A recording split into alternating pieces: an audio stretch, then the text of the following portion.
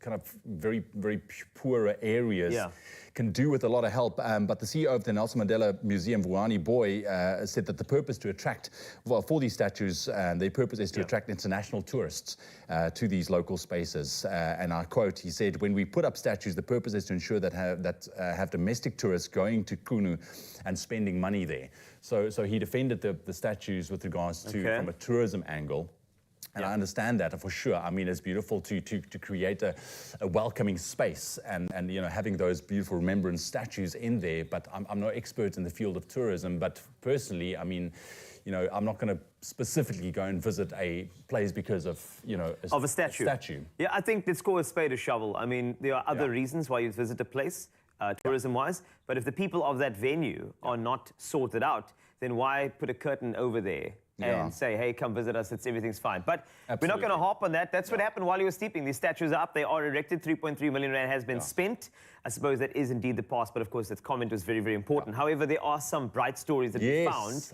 And while you were sleeping, you and I, we were awake. We were in bed together, researching, and it's great. It's lovely. And then we saw that sign language is getting... Of course, you were very cold, your toes. Right, but the great thing about this is that sign language is finally getting the love it deserves. Come on. And this has been a long time coming. Right. You know, for the longest time, we said South Africa, 11 official languages. And now we're going to have a 12th, which I think is fantastic. So President Cyril Ramaphosa will today sign into the law the SA Sign Language Bill during a ceremony at the Union Buildings. We heard it in the news headlines as well, but I think this is fantastic. It's an important step towards the realization and to the rights of persons who are deaf and hard of hearing.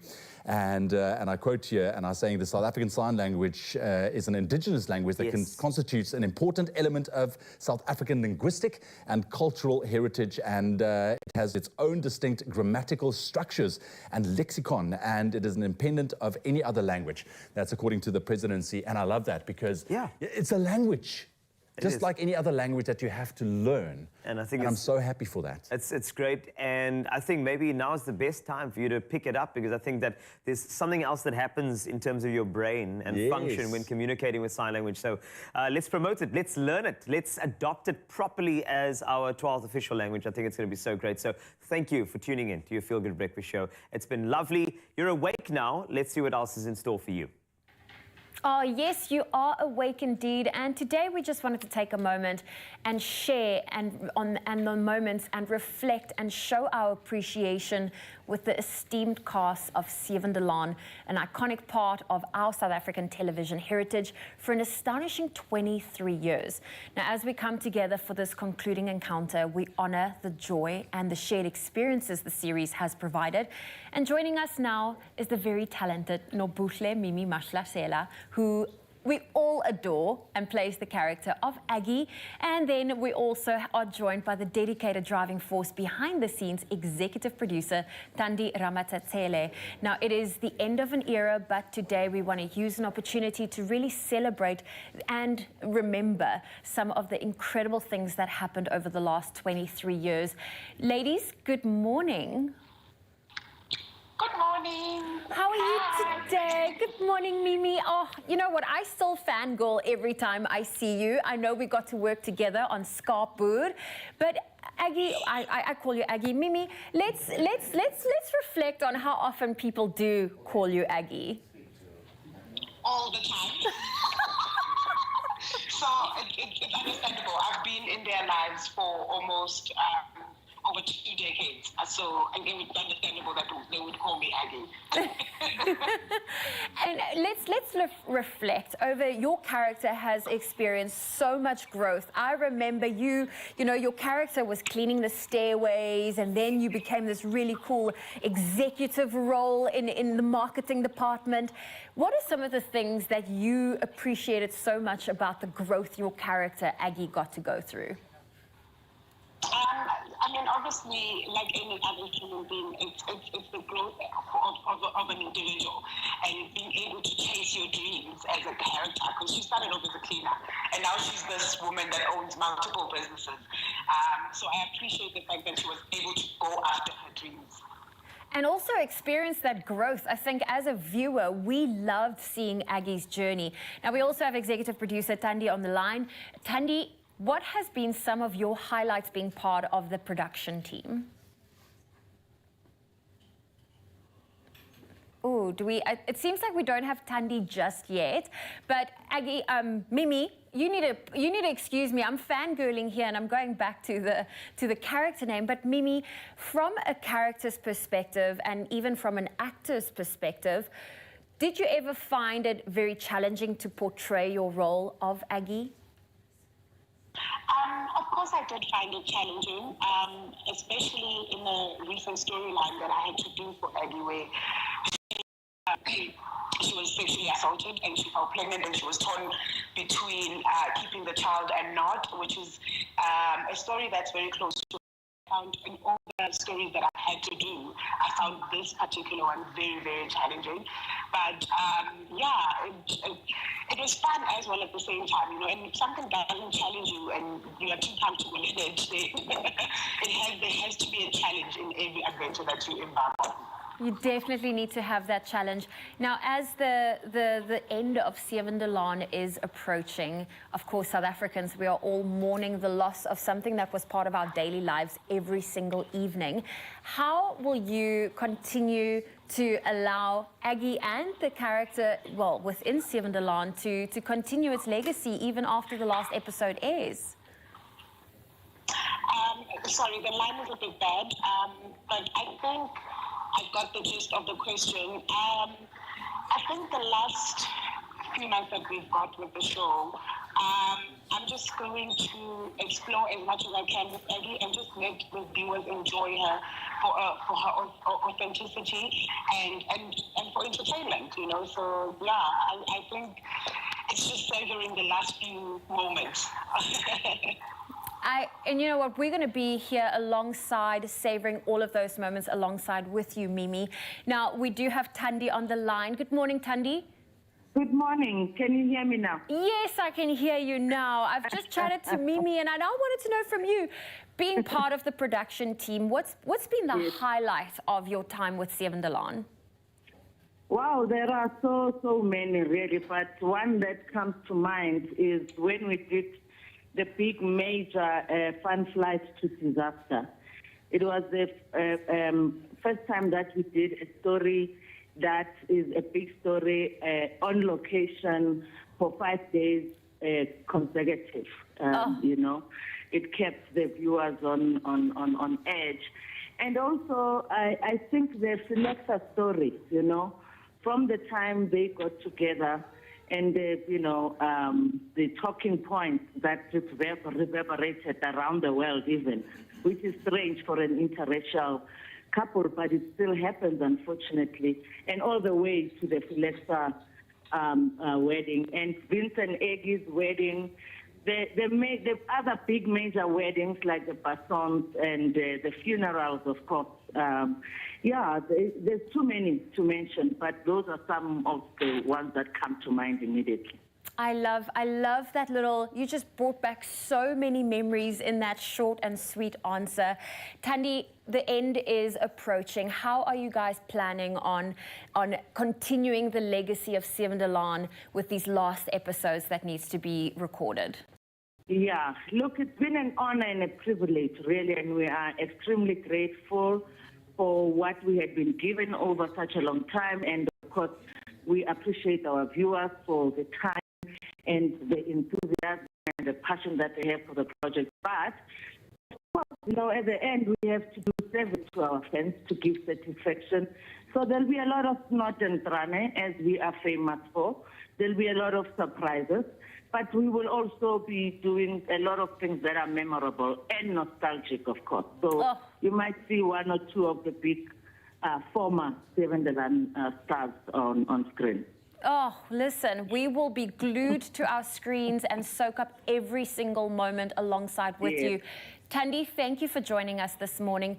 Mimi, thank you. Really appreciate the time. Thank you. Thank you. Thanks. Oh, amazing. Well, there you go. The last episode is scheduled to air shortly after Christmas, so there's lots that can still happen to your favorite characters between now and then. So stay tuned for the final episode of Sevendelaan on SABC2. You can catch it Monday to Friday at 6 p.m. You know what? We're going to make the most of it. But on the Expresso line, there's something on the way for you, all right? Because we have St. John's College, of course, they will be enjoying a little wake-up with Milo. Plus, what else do we have, Chef Clem? Everything about the wors, of course. We're going to talk about braai etiquette, eating wors, what's the do's, what's the don'ts. Exactly. That's happening very, very soon. So make sure you stay there at your Feel Good Breakfast Show. It's going to be awesome.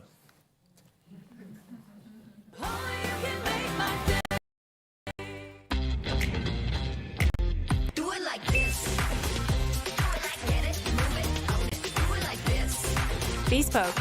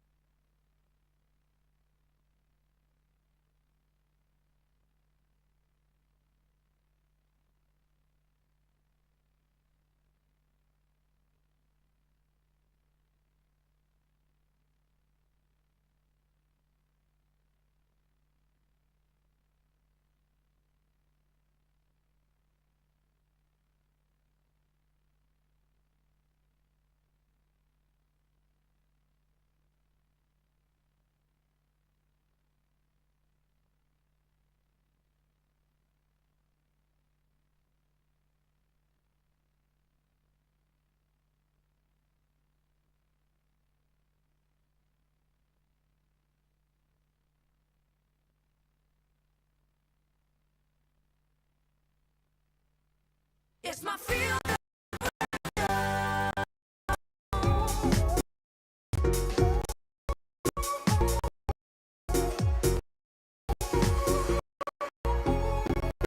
Welcome back to Expresso on S3. It's your Feel Good Breakfast Show. And as you know, we do have something where we help you out. You may have questions, you may have an emergency, but I can tell you today, it is going to be a very special culinary hotline bling. Ting, ting, ting. Look at that, hire a crowd. Everybody's getting 5 rands. Now, nothing screams South Africa like a boerewors roll. You know this, right? That's right. It's all about the humble boerie roll this morning. And Chef Clem, a humble chef who tries his best to deliver culinary excellence all the time. He's got tips, he's got tricks, he's got varieties. He's got onion and tomato smoochie that you can add to your boerie as well. Some gourmet spins. Everything is happening. If you've got any questions, 063 408 8863. You're welcome to send us a voice note, and we'd be very happy to receive from you. In fact, can we start off with one? Go. Right. Let's go. What did I call it? It's a voice note. Don't voice forget. note. All right. Let's listen to this voice note from Heidi from Bloemfontein. Hi, my name is Heidi from Bloemfontein. I have a message for Chef Clem, a question for Chef Clem. I just want to know, why do we cook the sausage in the water before we eat it, and does it make a difference? I mean, just like, that's the curveball. Sorry, can I just blindside you with that? It's almost as controversial as rinsing your mince. And as I said that, Zoe just walked in. Yeah. And she's like... It is. So here's the thing. Yes, you can, and sometimes you should.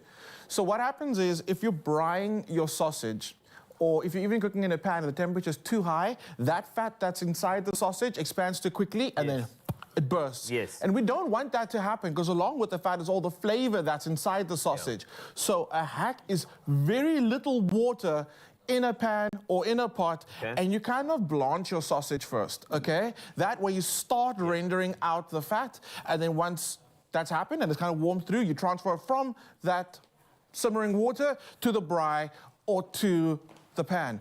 A quick solution for not doing that is just start off at a lower temperature. There's a lot of fat in sausage. You should not be cooking your sausage at a high heat. Yeah. It's medium to medium low. That's to true. be honest with you. And then at the end, you can crank up the heat to get that nice color on the outside. And don't be, oh, you know what gets me every single time? That's worse than load shedding. When people prick the sausage. Okay, so what you're doing, can we just say that what you're doing, you are literally taking away, you see, any sort of wors, it has a wors field, which keeps in the flavor. If you prick it, then you are destroying the wors field. Don't do that. Don't do that. Don't do that. Don't do that. I promise we are going to taste, but there's one more tip that I've learned that I now do religiously. All right. So before I braai the sausage, I put the sausage in my braai grid, and to my wife's, like, she just can't, she does not approve, I hang the whole braai grid on the washing line. Seriously.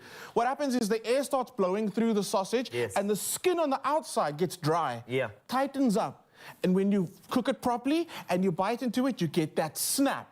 And that's what you want. And that's what you want. Oh. Hang your sausage on the washing line. And you can tell people, I said so. I'm telling you the difference between doing that and not doing that, mind-blowing. Would you like to taste some sausage? I would love to taste some sausage, especially, like, I want to know, because which one was hung to dry out of all of them? Did you hang all of the sausage out to dry? I will double check with the cooking team. Okay, right, so first and foremost, grabo boerewors, okay? Oh, yes. Here we go. So the reason grabo, they got a signature spice blend, so you should taste the difference. This is also what I call a breakfast sausage. Yes, it's amazing on the braai, but the grabo for me is like a great... You brought me a size fork. I'm so happy with you. Thank you. You're welcome. That's so lovely. All right, so are we tasting? Please do. Thank you. All right, so let me tell you what I get. Immediately, you know exactly what the spice blend is. I don't know what it is, but... Bit of that cumin, bit of the nut, a bit of coriander. Coriander seeds. Also very important, a good sausage, a bit of texture. You don't want it too fine, you want a little bit of texture in there. So that's what I call my, yes, like I said, great in the braai, but breakfast or brunch, it's this guy that we go to. Agreed. You like, you like it? You like it? You like it? Happy? Yep. A little bit of lamb. Ooh, swap fork.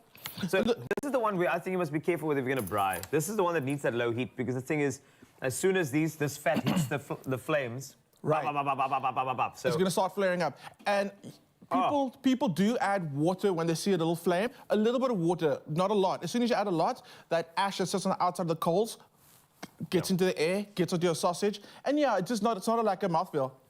Okay, soft succulent, obviously a bit more fat content in this one, but really tasty, good flavor, and that's actually coming from the fat. The flavor isn't the fat. Okay, cool. This is our traditional boerewors. So, thick sausage. It's one that we are most used to. Thank you. And I'm going to just give it. I'm going to give it just a half taste here, because I think it's. Yeah. I'm giving you giant pieces. Okay, well, there's an iconic. The iconic boerewors flavor coming through immediately. All of the spices. Exactly. The coarseness of the sausage is also very important. That spiciness. Yes. Okay. Last one, which has become. Honestly, I wish you were here. It tastes so good. Here we go. So, not recently, it's been a couple of years now, Dania sausage, and I found the most amazing people that make Dania sausage in the southern suburbs. It is as iconic, I'm going to say, as traditional boerewors. This is my jam. Okay.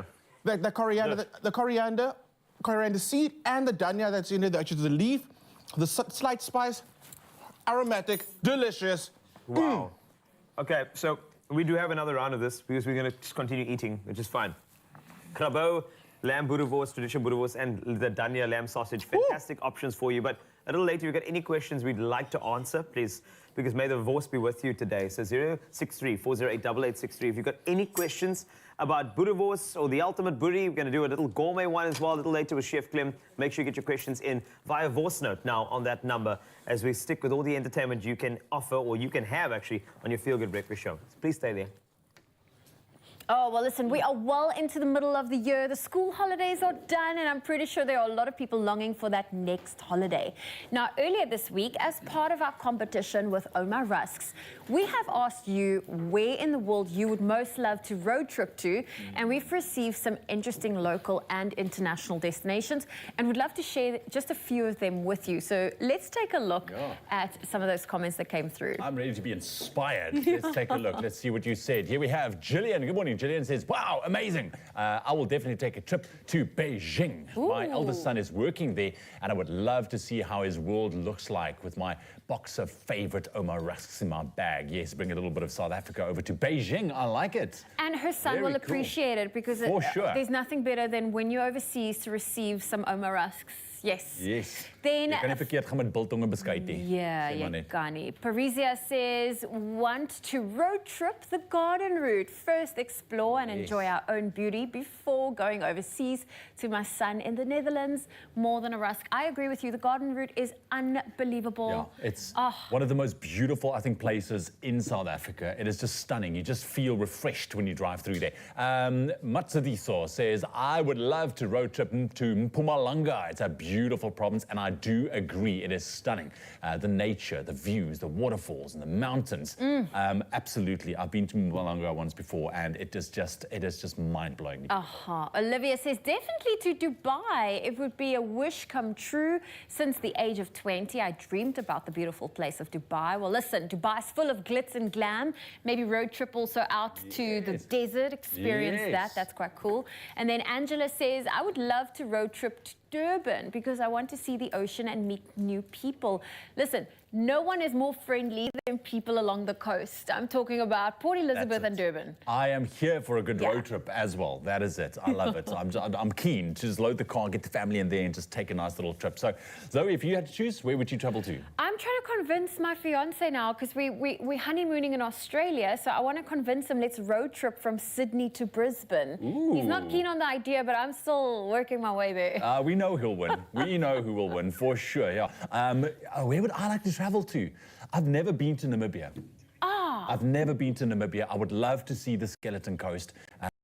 I would love to just explore the deserts and just see what happens. It's like everyone around me always seems to go to Namibia, and I'm the one that's left behind. So I actually haven't been to Windhoek, to be honest. The only experience I have of Namibia was hiking the Fish River Canyon. Oh well, which there we go. was really cool, but I mean, you can't say you experienced Namibia if you were just by the border. Well, at least you were there, which is good. One day, Ewan will go to Namibia. But yeah, definitely some great travel inspiration this morning. And if you could road trip to any place in the world, where would it be and why? So please share your answer with us on the Expresso Facebook, Twitter, or Instagram pages using that hashtag #MoreThanARusk. To enter, one lucky person will win an Omar Rusk hamper worth 2,000 Rand in cash for sure, which might just help you get to your favorite location where you've always wanted to go. And remember, for all those T's and C's, you can visit our website, expressoshow.com. There we go. Cheers. Cheers. Happy Wednesday. Good morning.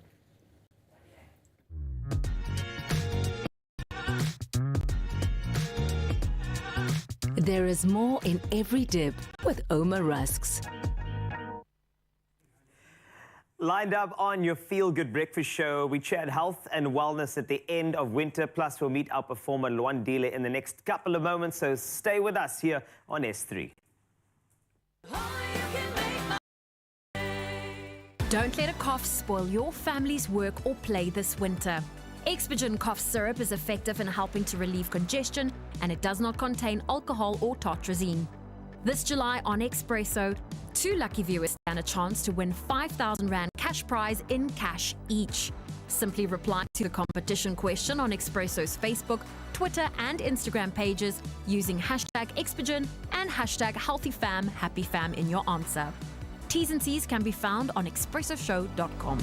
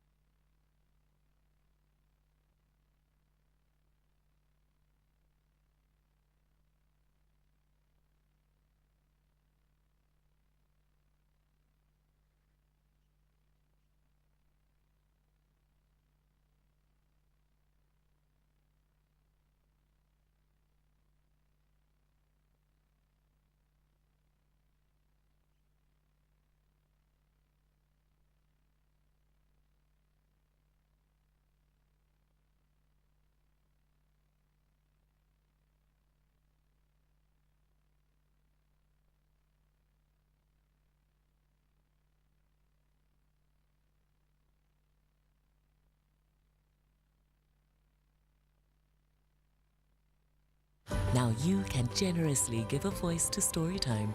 Visit our library of homegrown audio stories at cadbury.co.za. It's my feel. Welcome to a fresh Wednesday morning. It's winter season and all parents are in full care mode for their families at the moment as the winter sniffles spread like wildfire at the moment, and there's been a lot going on. There really has. Now today we sit down with Dr. Fatima Kimi to discuss our family's health and wellness. Dr. Fatima, wonderful to have you this morning. Thank you for having me. It's been a tough year. I mean, I Yeah. don't often get sick, but I was knocked a couple of weeks back. It was insane. There's a lot going around. So I want to start with this, doctor. Colds and flu. Why is it so common, specifically during the colder months of the year, during winter season?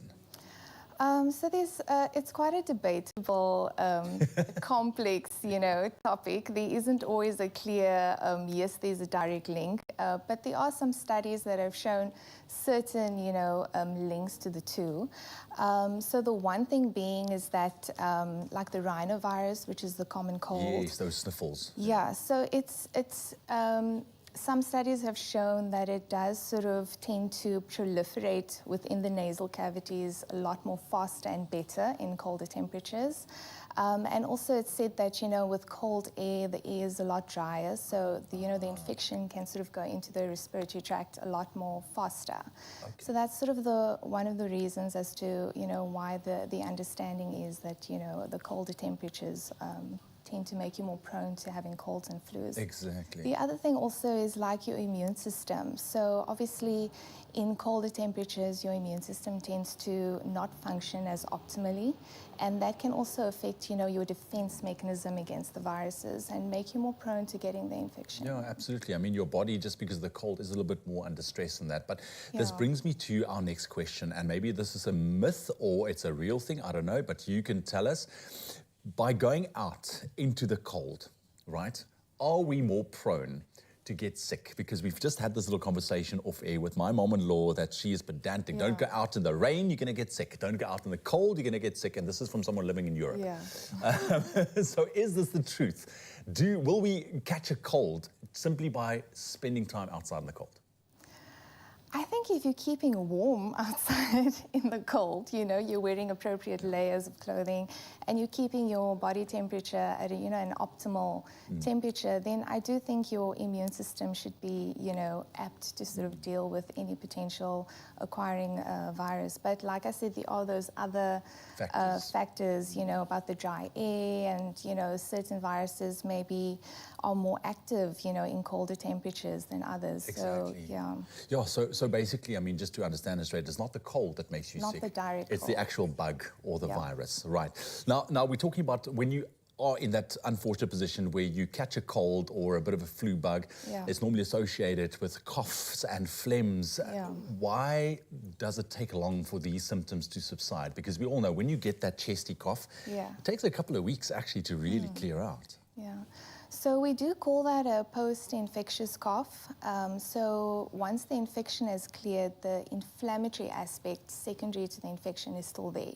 So you have the inflammation in your respiratory tract, and that takes a while. Depending on the organism that you acquired, it can take about 2 to 4 to 8 weeks to actually resolve. That sort of persistent, ongoing cough. We usually treat it with like a safe cough syrup, just basically symptomatic over-the-counter treatment, mucolytic. Sometimes we give a steroid like a prednisone, that kind of thing, if it's required. And also, of course, to help loosening that treatment, like you said, it's actually vital when it crosses that certain line. You have to look at medication that also hopefully doesn't contain any tartrazine, because that is something that I think people should try and avoid. Okay. How do we go about keeping our immune systems healthy? We want to make sure that we're healthy. I know that we are still kind of in the thick of winter. We just heard the temperatures this morning. It's going to be snowing in certain parts of the country. It's very, very cold out there. What's your tips for improving and kind of just helping our immune systems cope a bit? I think probably just looking at overall boosting of the immune system. So there can be a lot of things, but a lot of the things we all know, you know, making sure you have a good number of hours of sleep, you know, 6 to 8 hours for adults, good quality sleep, making sure that you have a well-balanced, nutritious diet, and that you do have sort of natural probiotics as part of your diet, so fermented foods, or specifically for us, yogurt, you know, that's rich in cultures. Yes. And then obviously adequate water intake as well. There are immune boosters that you can look into specifically, you know, I mean, we all, you know, a lot of us have long working hours, stressful work, you know. Our nutrition is not always optimal, you know, realistically speaking. So there are those immune boosters as well. And one of the things, I'm quite an advocate for the annual flu vaccine. So if you do get the vaccine just before winter starts, that definitely helps, you know, it equips you. So, you know, you're basically armoring your immune cells. Yeah, exactly, because I mean, obviously with that injection, you want your body to build up that response. So getting it now. A little bit too late. A little bit too late. Dr. Fatima, thank you very much. Wonderful to have you on the Pleasure. couch this Thank morning. you for Thanks for having sharing me. those tips. And like you rightly said, I think two things hit home. Sleep, and make sure you eat right. And I think also staying active, which is a very good one. So take those into account. Lying in bed late at night watching TV is not considered a good night's sleep. Okay, so make sure that you protect your family, stay warm, stay active, and look at your diet and make sure that you boost those immune systems.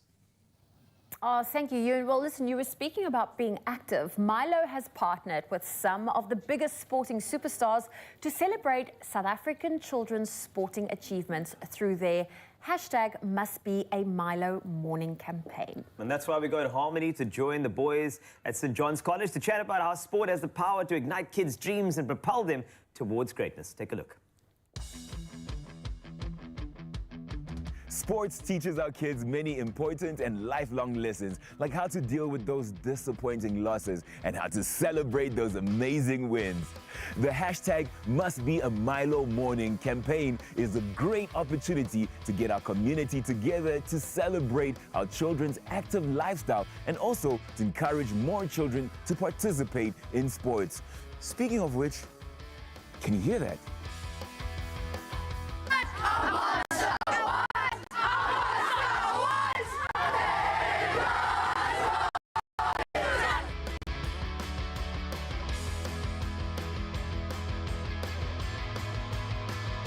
Dolani, how are you doing? I'm good, thanks. How are you, Hamid? I'm good. So what kind of physical movements are we doing today with the kids and why? Today we're going to just focus on aerobics because they are kids, they're younger. So just get their cardiovascular up and running and get their heart rate running. It helps a lot in terms of discipline and in terms of academic performance, in terms of long-term memory. A fitness standpoint, I will say, obviously, things like your muscle growth, your strengthening of your bones, your balancing. So I chose basketball out of the 3 sports of water polo, cricket and basketball. I play most of the sports because St. John's obviously offers all of the sports. In my personal opinion, it is the best thing ever to be active. It gives you a new outlook on life. It gives you more energy and you can do more things with your life. Yeah, I love Milo. Hey Warren, how are you? How's it going? Good, mate. Good. Why did you choose to be part of this amazing campaign? Well, I think it's just you're talking about sport. You're talking about young kids and getting them active and getting them participating, and all of that rings a bell with me. I mean, we were all once upon a time little kids, and sport is so important. I believe it's one of the fundamentals. You need to get your education, you need to make sure academics is good, but you need to have balance, and you need to make sure that the kids are outside getting vitamin D, running around, exercising and doing multiple sports, not just focus on one. Warren, you're a successful sportsman. What would you say is one of the most important lessons you've learned through sports? Never give up. Keep going. It's very important as a sportsman to persevere, not just think it's just going to happen. Your sporting career is going to happen. It's not instantaneous. It takes hours and hours of work. As a youngster, I once saw a sign that says, a winner never quits, a quitter never wins. And that was something that I always tried to bring into my sporting career, and to hang in and persevere and carry on and come back and never give up. You've definitely never given up, and we're so glad you didn't.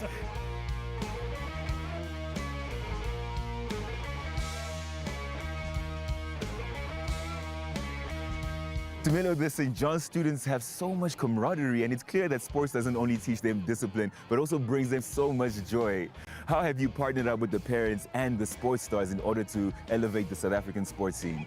We are really encouraging parents to get their kids active in sports, and it's for a few reasons. You can see how much fun the kids are having. They're getting physically active and fit, but at the same time they're learning life lessons they can't learn from a textbook. Like, just by being part of a team, you learn a lot of things like discipline, teamwork, leadership.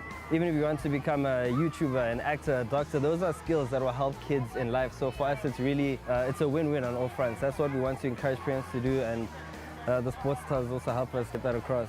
How does it feel partnering up with some of the most loved and passionate sports stars South Africa has to offer? It's pretty awesome for us because we share similar interests. They are very passionate about sports and getting communities active in sports, and they also know it. They've lived this. They've been through it. They've been living this their whole life, so they speak from experience. So it's really coming from the bottom of their hearts. It's a passion point for them as well. So really a good synergy for us as the brand and them to do this job.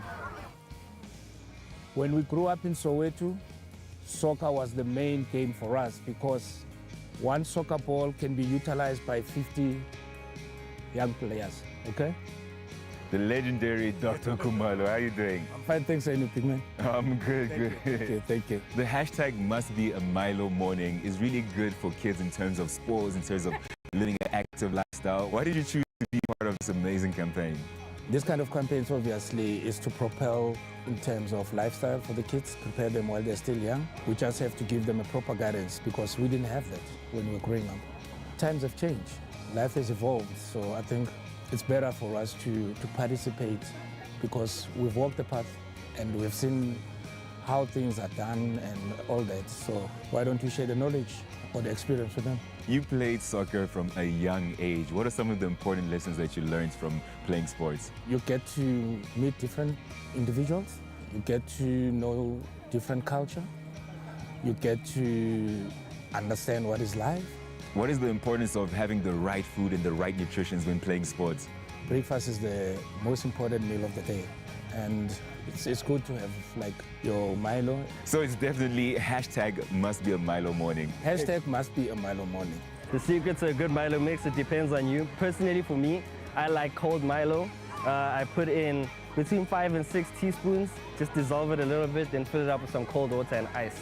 That's all you need. What I like about sports is being active, and I also love my coaches and my teammates that I get to experience the sport with and playing with them. The Milo cereal is also very good. Yeah, I like the Milo cereal.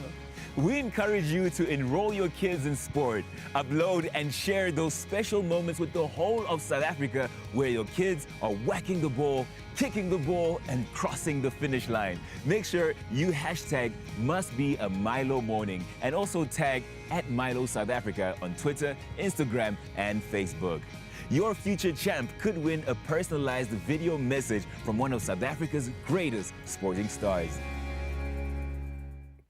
Oh, I miss those sport days. I think, you know, there's such a nice community around it, and it's just so inspiring to see the young ones get together. And thank you so much for Harmony for covering that. It looks so good. And we're going to cover you with all the entertainment you need. Stay right there at your Feel Good Breakfast Show.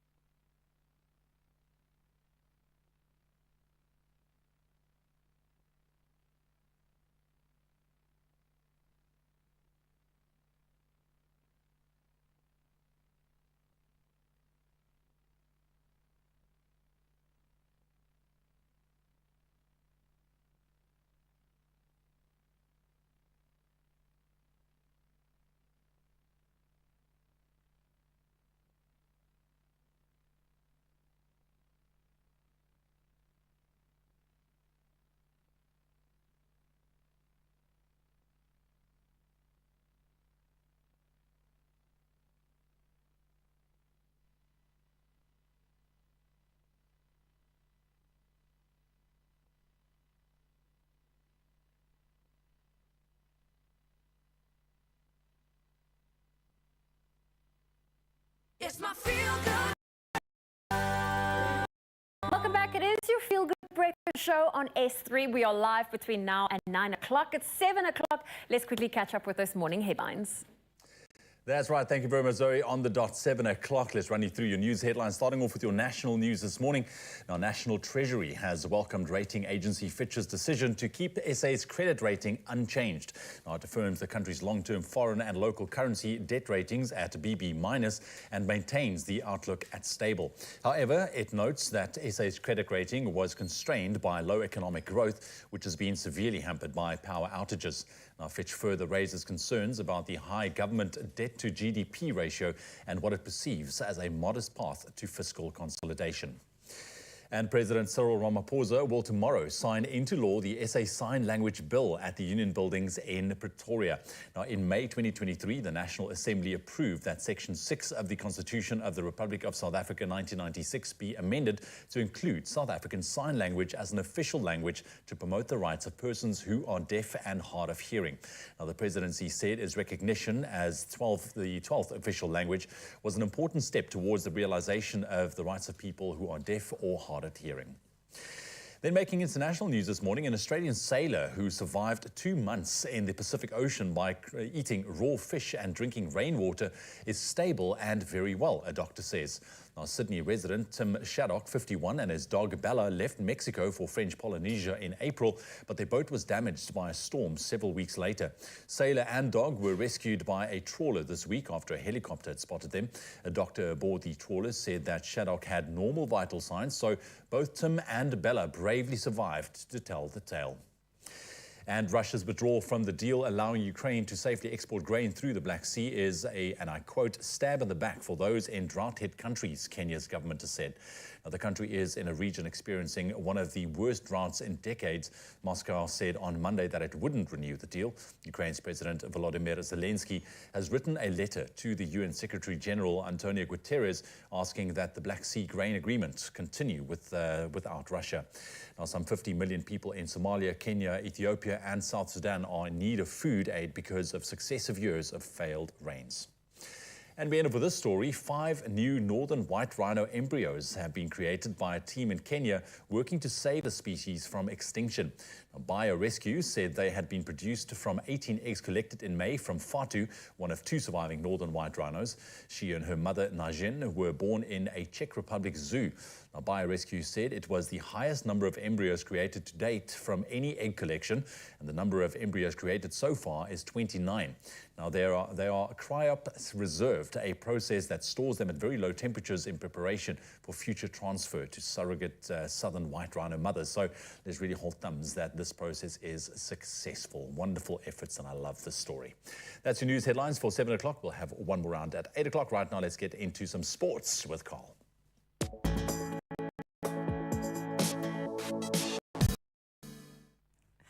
Thanks, my brother. Let's get into some sporty action, starting with cricket. Cameron Green and Josh Hazlewood are confirmed starters for the penultimate Ashes contest against England, with Australia to go into a test without a specialist spinner for the first time in over a decade. Now, Scott Boland and Todd Murphy make way from the side that lost by 3 wickets to Headingley. Green is fit again after missing the Leeds test with the hamstring injury, while Hazlewood was rested for the 3rd test. Australia lead the series 2-1. On to football, and great news for Red Devil fans. England forward Marcus Rashford has signed a new deal to stay at Manchester United until 2028, worth £325,000 a week. The 25-year-old had been in talks with United for a considerable period, with his previous contract due to expire in 2024. The striker enjoyed a resurgence under new manager Erik ten Hag last season, scoring 30 goals in 56 games. And since his debut in 2016, Rashford has hit 123 goals in 359 games for his boyhood club. Now, onto some multi-sport news. The 2026 Commonwealth Games are in doubt after the Australian state of Victoria cancelled its plans to host due to budget blowouts. The Commonwealth Games Federation struggled to find a host before Victoria volunteered in April 2022, but the Premier said the projected cost had now tripled and became, well, truly too much for the state to bear. Now, organisers had originally estimated the event would cost around $1.8 billion, and the state government had billed it as a boost for the regions.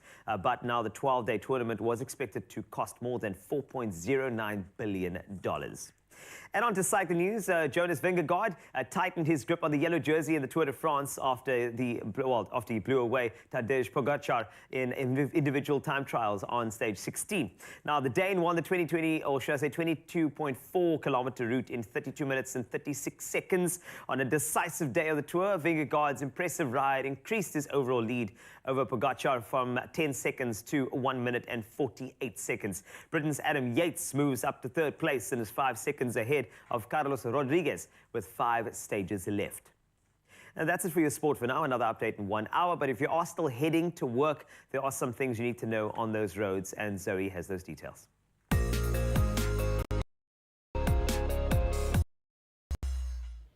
Thank you, Wasty. We start off with traffic in Pretoria. There's been an accident on the Mapopane Highway. There's heavy traffic building, and if you are able to use an alternative route, it would be best to do so. Then moving to Cape Town in Kuils River, there's some congestion on the N7 southbound. It's at the N1 inbound ramp. Expect delays.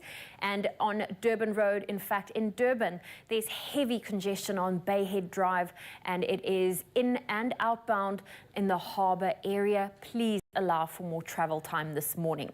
Well, that's your traffic. Let's take another look at your weather.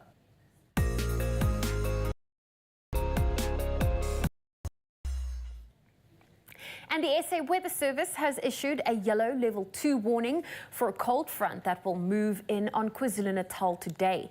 Weather forecaster Wisani Maluleka says residents of eThekwini, Richards Bay, Amanzimtoti and Mutla Wolume and other areas along the coast can expect heavy rain and severe thunderstorms.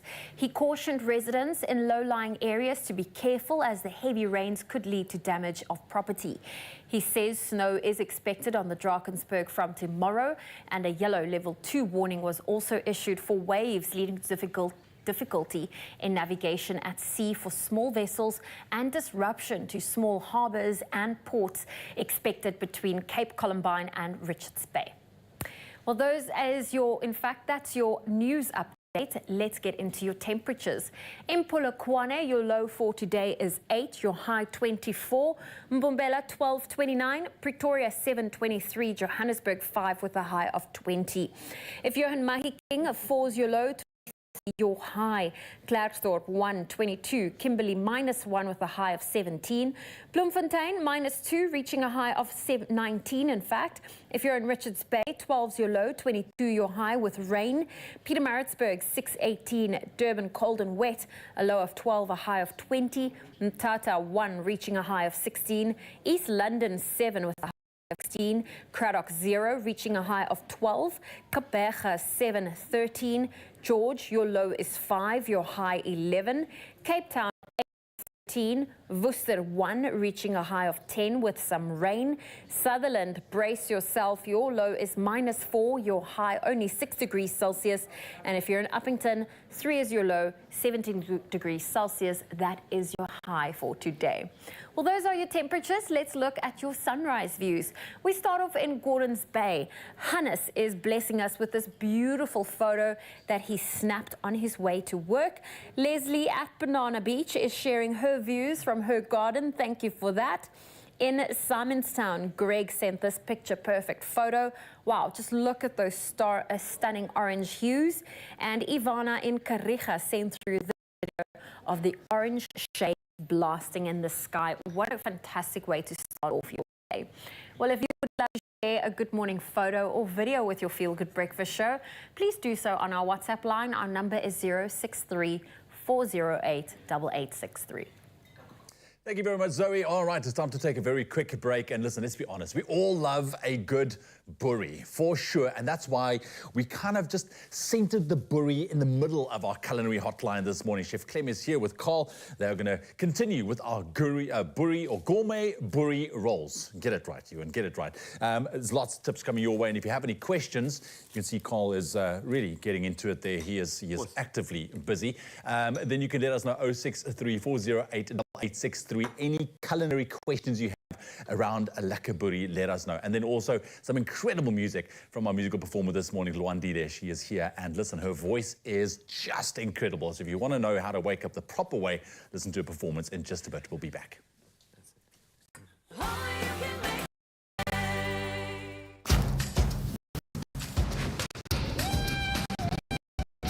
Making cappuccino with thick creamy froth is now impressively easy.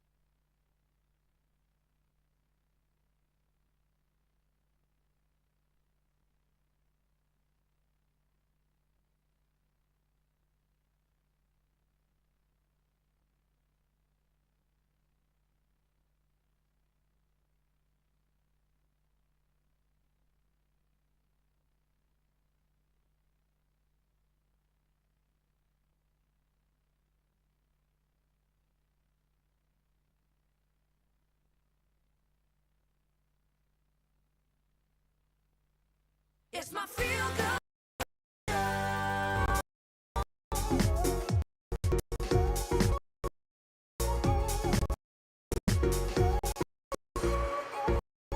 Welcome back to your Feel Good Breakfast Show. It is time for another edition, another segment of the Culinary Hotline Bling.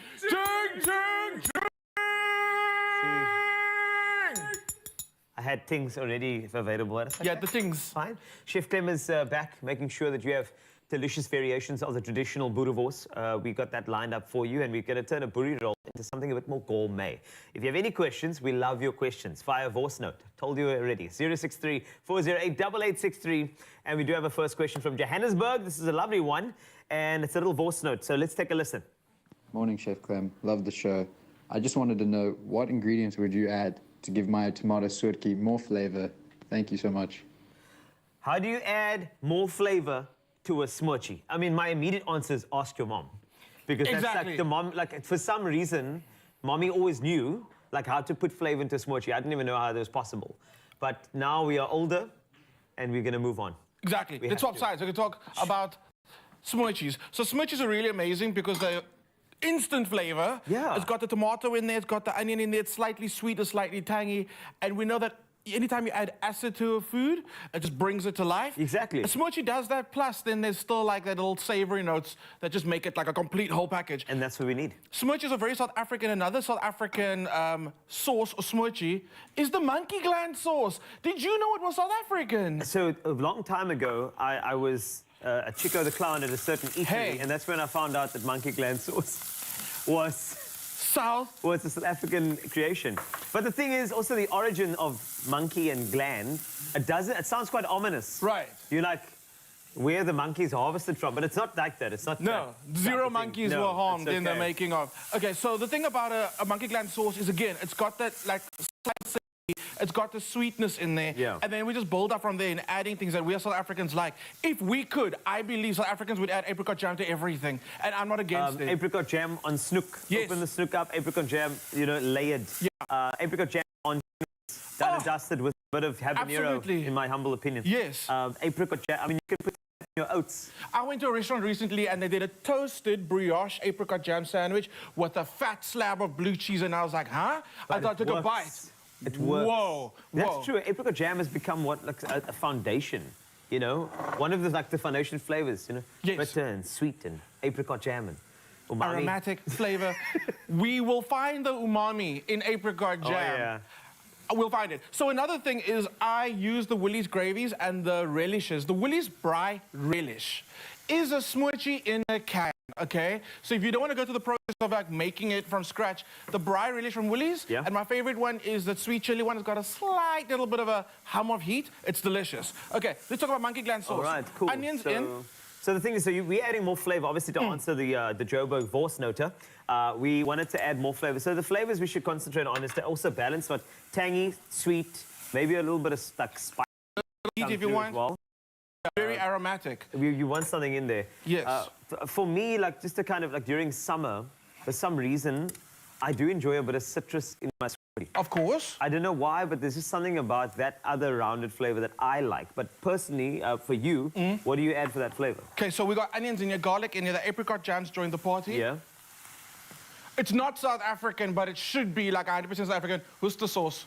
Oh, Worcester sauce. Worcestershire. Worcestershire. Whatever you call it, this is amazing. This is instant umami. That joins the mix. Then we're going to go in with a little bit of mustard. Mustard adds a little bit of body. It actually thickens it slightly, plus it gives you a little bit of that. And that's the Dijon variety, or are you doing English? Use Dijon, use yellow, Okay. use English if you're brave with a little bit of that heat. I do as well. Opens up the sinuses, amazing. Brown sugar goes in to join the apricot jam because the apricot jam's not sweet enough. There we go. It's not. No, you want more. Tomato sauce. Right. Okay. Must. That's our tomato element. Okay, already it's just it smells. It's giving. We need boerewors. We need boerewors. We need to layer that on boerewors. Any vinegar, white vinegar, brown vinegar, spread vinegar, even balsamic vinegar, sherry vinegar. It's got again, it's an acid that we need. And then good old faithful Mrs. Balls, very important. She always just comes to the party, doesn't And then you she? got to get that like. That's what I love about Mrs. Balls. You know, if you got that then you know it's on. Then you know it's on. Trust me, I'd go for Viennas and a little bit of a from Mrs. Balls, done and dusted. Done and dusted. So this is going to simmer, and if you can simmer it on a very low heat for like 3 hours, do it. Oh, if you have half an hour, do it. Simmer it until it all comes together. Taste, check if you need more salt, if you need more acid, you like it sweeter, add more tomato sauce or more apricot jam. It's all about the balance in your taste. Okay. That comes so we together. Got that. So that's a flavor bomb over here. How quick can you do this little station over here? Now I'm going to need you. Right. I got some buns for you. Can you slice them? Here's the thing. There's 2 types of people in the world. Let's just say 2. There's 2 types of people in the world. Those that slice their buns through the side and those that slice it through the top. Where you at? My guy. That's how I do it? That's how I do it. And then I open that up. I put that on the flat top. Give it a bit of its... Yeah. We're good to go. So what I'm going to do is, I got some garlic butter for you. You can just brush your buns. you. Some people say you don't need butter on your boerewors rolls. I'm not more. So garlic butter, it makes life easier instead of you trying to spread the butter. A little bit of garlic butter melted, brush. Happiness. We're good to go. Mr. Wasty, you got your boerewors over there. Here's your monkey gland. I'm going to do the other one super quick. So thank you. Corn and sausage actually go really well together, especially when you can braai the corn and get a bit of flavor on there. This is alternative, but it actually works. It's so delicious. Corn goes into a pot. We're going to try and get... do my measurements quickly. Hold on.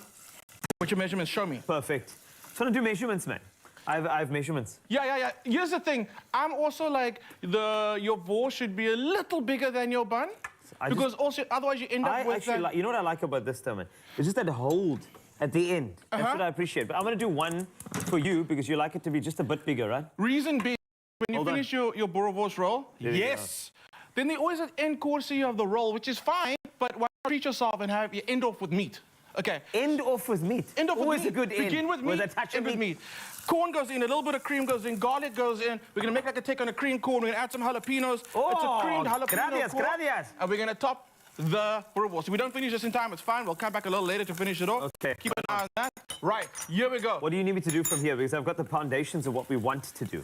We are buttered. We are vorsed. Can you now please smur our vors? Okay, this is the moment that you've been waiting for. And we just gotta have to layer this on. So already the flavor, the smells, they're good. I can actually smell there's enough sweetness and enough acid. That's what I'm talking about. All right. This is That's great. the one. All right. It smells so good. It does smell good. So what we're going to do is, Chef Clem, I feel like this is way too good to just do all at once. So what we will do is we will assemble for you. Once you've got this gourmet buri ready, Chef Clem and I will reveal to you straight after a very, very special performance, which is just as appetizing with some really great vocals from the locals. So I want you to just remain there, enjoy the performer, and then enjoy this gourmet buri performance coming up in the next couple of moments on your Feel Good Breakfast Show and this culinary hotline bling. Ooh, this is going to be so good. All of a sudden, I am starving. Thank you very much, Carl. But good morning, South Africa. You've just tuned in to your Feel Good Breakfast Show, Expresso right here on S3. And joining us today is Bridges Academy graduate and Afro soul singer, Lwandile. Now, she is a songwriter, a vocalist and producer. And let me tell you, her vocals are unbelievable. Her voice is soothing and powerful, and she is only just getting started. Now, she featured in DJ and producer Blackish SA's song Dancing in the Wilderness and has been working on her first EP to be released in September. Give a warm round of applause to Lwandile this morning. Come on. Here she is. Oh, and she's so modest. Yes, you can feel the love this morning. Good morning to the band as well. Lovely to have you guys. Lwandile, it's an honor to have you this morning. Thank you very much for joining us. It's early, we know this, but you've had your vocal warm-ups and you sound amazing. Yes. You know, I want to chat about the fact that, you know, a lot of people, some people are blessed because they grow up and then they know exactly what they're going to be doing one day. And then there are those who kind of figure it out along the way, and that was my journey. What was it like for you? Have you always dreamt about stepping into the shoes and be a performer and a singer? Okay. For me, it's always been music. Since childhood, I'm born with it, and I've never even decided to. Actually, I've wanted to be a lawyer. Okay. But it was not there forever. And then not until my sister introduced me to Bridges Academy. And that's when I decided to focus more on my music, which I actually appreciate that a lot. Yeah, and I think we appreciate that as well, but it's nice to know that you had this clear vision. I mean, it's wonderful to be able to do what you are so passionate about. Yes. The Bridges Academy, you've mentioned that. I mean, what was that? What do you remember from that? What did it kind of teach you, and how did it help you grow as an artist? Actually, it helped me a lot when it comes to producing, because I produce my own music, and I write my own music. And that's where you want to be. Yes, yes. It helped me a lot when it comes to also networking. I've learned a lot. I've learned, and I'm grateful. Yeah, and it's fantastic to see you applying those skills into your everyday life now with regards to your music and your passion. All right, so we can't wait for performance. Ekaya, that's what we're performing. Tell me about the song. The song, Ekaya, it means home, my home. It's a warm place where, even though we had issues, but we made sure that we pulled through. Yes. Especially when it comes to my grandmother, she taught us how to pray and believe that everything will happen. Everything is possible. So Ekaya. Ekaya. Yes. That's it. You're a beautiful soul. Are you ready? Yes, I am. Fantastic. Because we are ready, ladies and gentlemen. Mzansi, here she is, Lwandile with Ekaya.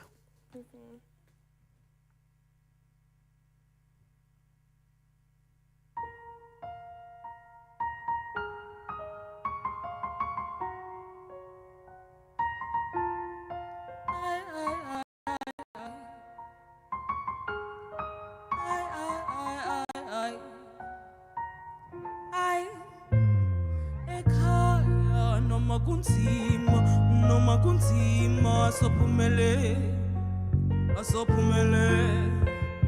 ekhaya noma kunzima asophumele ndithetha ngekhaya lam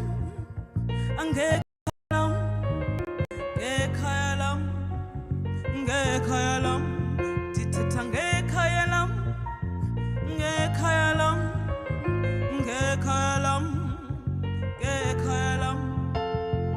noma kunzima noma kumnyama sihlale ethembeni noma kunzima noma kumnyama dali wesulu nomhlaba sinikela kuwe somandla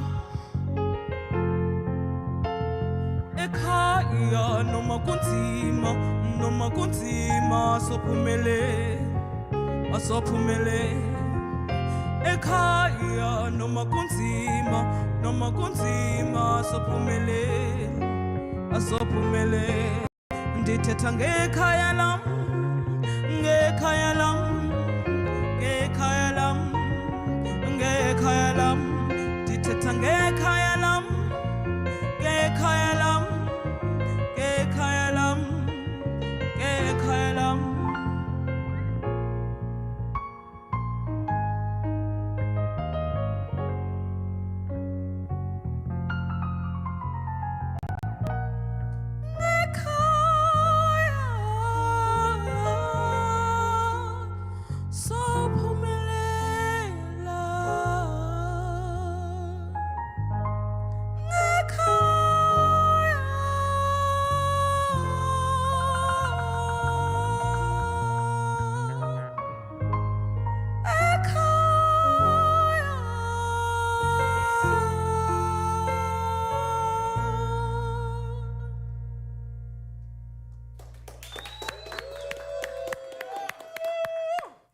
Wow, that was absolutely sensational. Luandile, more performances coming up in the Feel Good Breakfast Show. Plus, yes, we have just wrapped up a little gourmet burri, and we've decided to add a bit of onion rings. We've got that smoochie with the extra flavor.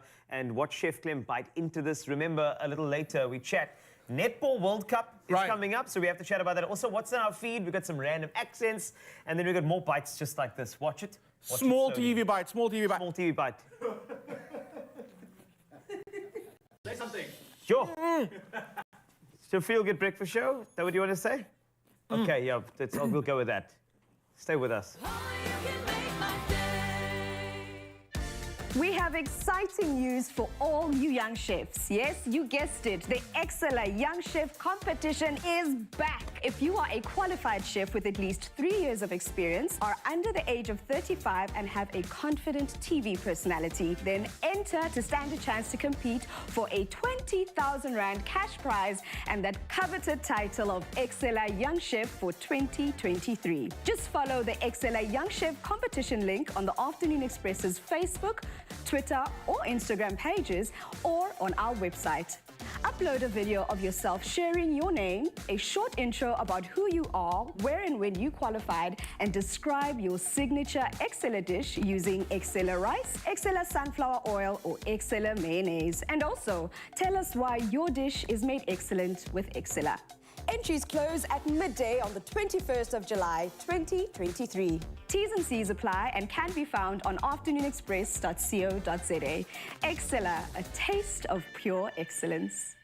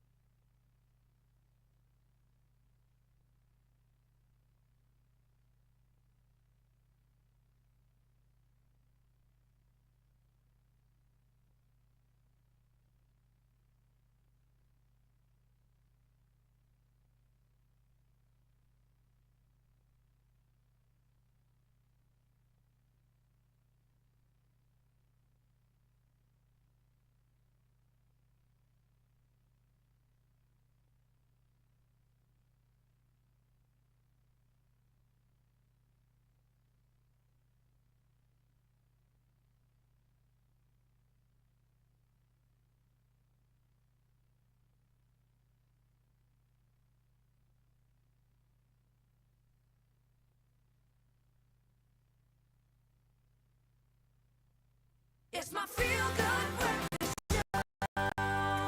Welcome back to your Feel Good Breakfast Show, Expresso here at S3. And as we gear up for an exhilarating Netball World Cup, we look forward to it being hosted in a venue that perfectly mirrors the prestige of the event. Every single match of this 10-day spectacle will take place at the Cape Town International Convention Centre, a first for Africa in the history of the Netball World Cup. This world-class establishment is no novice when it comes to staging grand events, yet this may arguably be the most momentous since its inauguration back in 2003. And joining us today, just to make sure that the light is shed upon the preparations and this monumental tournament and what attendees can anticipate and expect. And of course, the way these individuals have orchestrated and have planned, we have the Chief Operations Officer and Resident Extraordinaire, a face that is welcoming and fantastic. Tracy Mkhize, an honor and a pleasure to have you in a Feel Good Breakfast Show. Hi. Thank you very much. Good morning. Good morning. Yeah. Is that too much energy for you? It doesn't matter, Tracy, because I'm excited about the Netball No, World I'm Cup. excited too. So the CTICC, I may have been there once or twice. It's a phenomenal venue. It really is. But now you are hosting a global showpiece like the Netball World Cup. Yes. I know you could sit here for hours telling me about the preparations, but I mean, what really just goes into thinking about the CTICC as a venue and then hosting all of those Netball World Cup fixtures in the same venue? That must be quite a logistical nightmare for some, but it seems like for the CTICC, a walk in the park. It seems like a walk in the park, but there's a lot of work that goes in the background. Okay. In terms of preparing for this. And I think one thing that is so key for us is having the staff that we've got. It starts there. Yeah. We've got well-trained, skilled, dedicated people that are working for the CTICC to make the magic in the front that people see. I think the biggest thing in terms of the venue is to ensure that your systems are operational. You know what I like about CTICC? The flexibility, the versatility, the diversity, the creativity, the innovation. I can say many more words about the CTICC. 400 events this year. Yes. Everyone with its own unique requirements. Of course. Now Netball World Cup comes in. The turnaround to prepare for this thing must be crazy. So just a little anecdote. I mean, how long does it take to prepare the CTICC for a showpiece like this? The build-up, I mean, the Netball World Cup is starting on the 28th of this month. Yes. However, the build-up started on the 14th of this month in terms of building the spaces to be ready for the World Cup. And then for us, as the CTICC, as the venue, we have plans in terms of our preventative maintenance, our proactive maintenance, just to ensure that the venue stays ready and we're just agile all the time. And I can tell. And the thing is, you do it so effortlessly. That's why I could say it seems like it's effortless, but there are so many people behind the scenes working hard. And I must just commend your staff for putting together excellent events every time one of those events arrives at the CTICC. But now let's look at the numbers coming in. Just another little anecdote from you with regard to the statistics. How many people are you expecting to enjoy the Netball World Cup and sort of walk through your doors? Just to paint a little picture, is the courts that have been built, one in CTICC, one in 11,000 square meter space, has 5,200 seats. And then we've got another court in our newer building, CTICC 2, with 1,000 seats.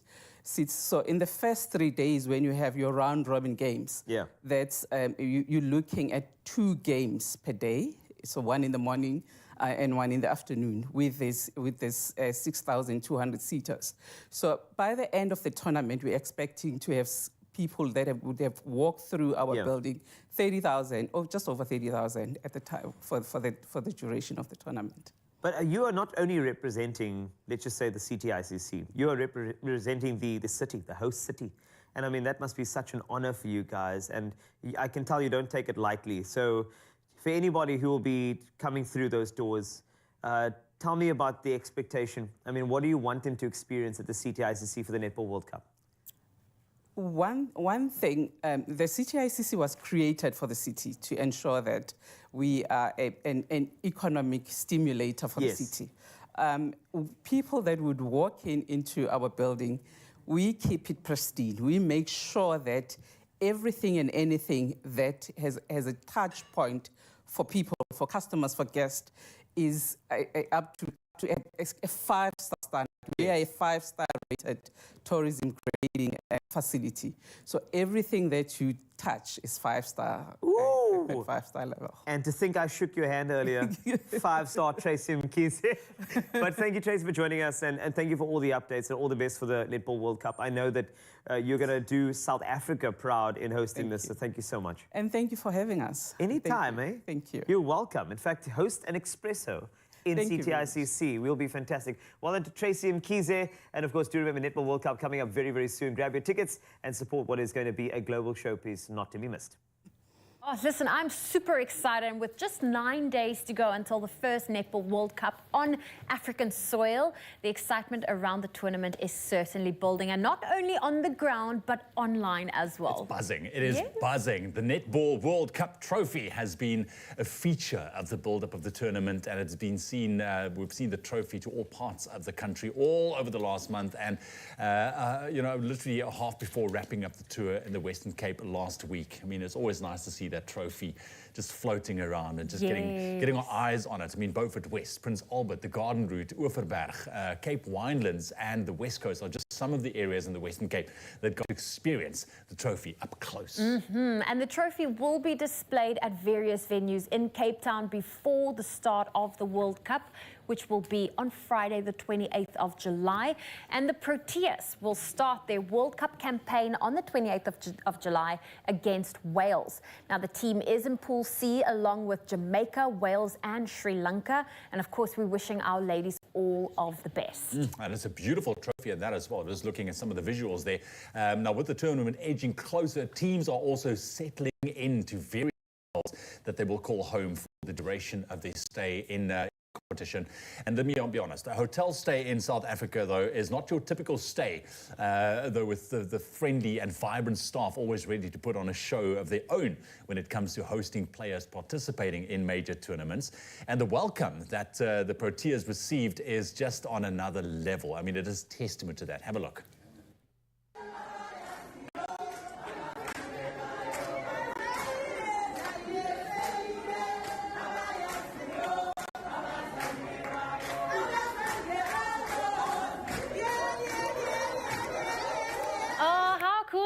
Yeah, I want to walk into a welcome like that. That's incredible. That is an awesome welcome for our Proteas, but that's not the only welcome or team that received a welcome.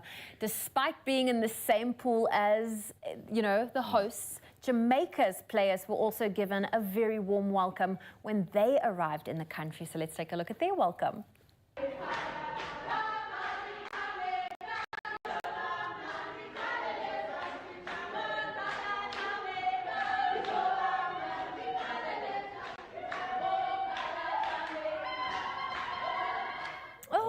I love that. The build-up has been incredible. Yes. And it's really getting that excitement going. But I mean, it's wonderful. I'm so happy that we are hosting it right here in South Africa. And South African fans are not the only ones getting excited for the tournament, with the African continent representing by Malawi, Uganda and Zimbabwe as well. Now, the Gems of Zimbabwe will be competing in just their second ever Netball World Cup, having their tournament debut in the 2019 edition of the Global Showpiece. That is super exciting for them, and it's no wonder that there's been this sense of excitement and novelty is still present in the fans, as seen by this group of supporters at a warm-up game for the national team. Let's take a look.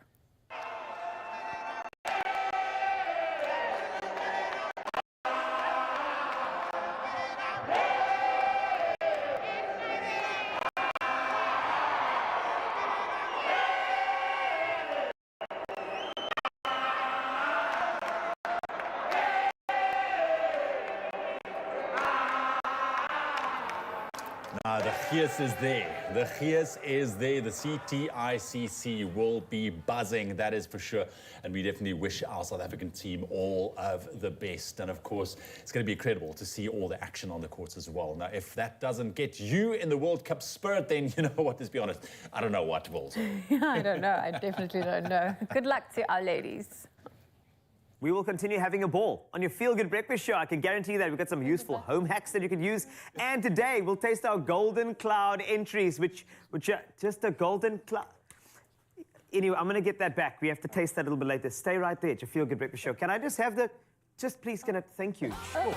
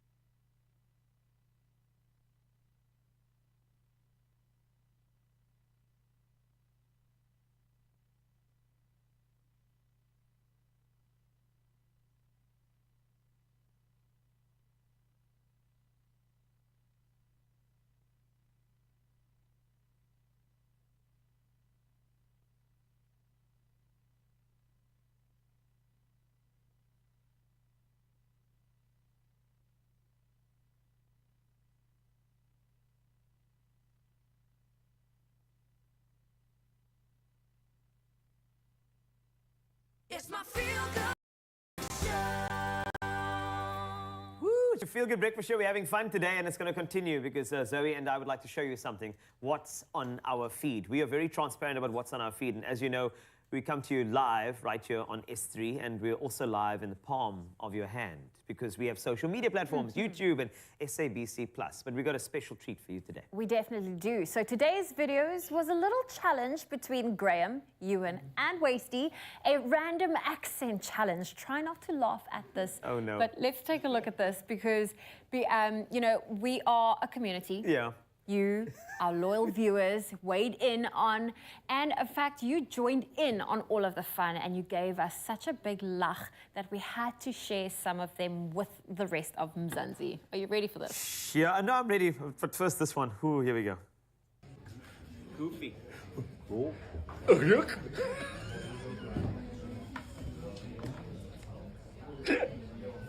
Hugh Bladen. Hugh Bladen. It's an absolute amazing time here in the Expresso City. Unbelievable, unbelievable people right here. As you and Graham have a beautiful trot. Daffy Duck. Go.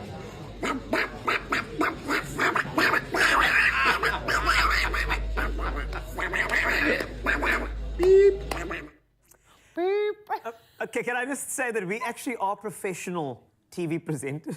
But also professional accenters. I mean, I'm a real boy. I can speak like Mickey if I really wanted to. All right. Yes, of course. So, so we did actually have to ask you to also join us because you can't just sit there and laugh. You must be a part of it. So we got a few of these. Let's take a look at this one. Pips on the trail says, I love this team turning my frown upside down. Oh, no, but you have to do these in accents, sorry. Yeah, you have to read I love this team turning my frown upside down. That's fantastic. There we go. And it's the next one is, oh, this is Kyron Borges So awesome. Love you guys. Let's get out of here. Great. What's the next one? It's a bang. Too funny. Perfect. You got so much to read there. That was good. Oh, there we go. This is one. Okay. This is one by Joan Cameron. All of them really, but Coral Wasty stands out as best for me. Thank you so much. Welcome to my clubhouse. What's the next one? I'll read the. Here we go, Zoe. Which accent? Which accent should I? You do right now. This is hilarious. Watched like 10 times. You guys too funny. Okay, into the next one. Oh, there we go. Reka saying, this is hilarious. This is very nice. We have the squad. We have to coaches me on squad with Reka. This is hilarious. Excuse me. Right.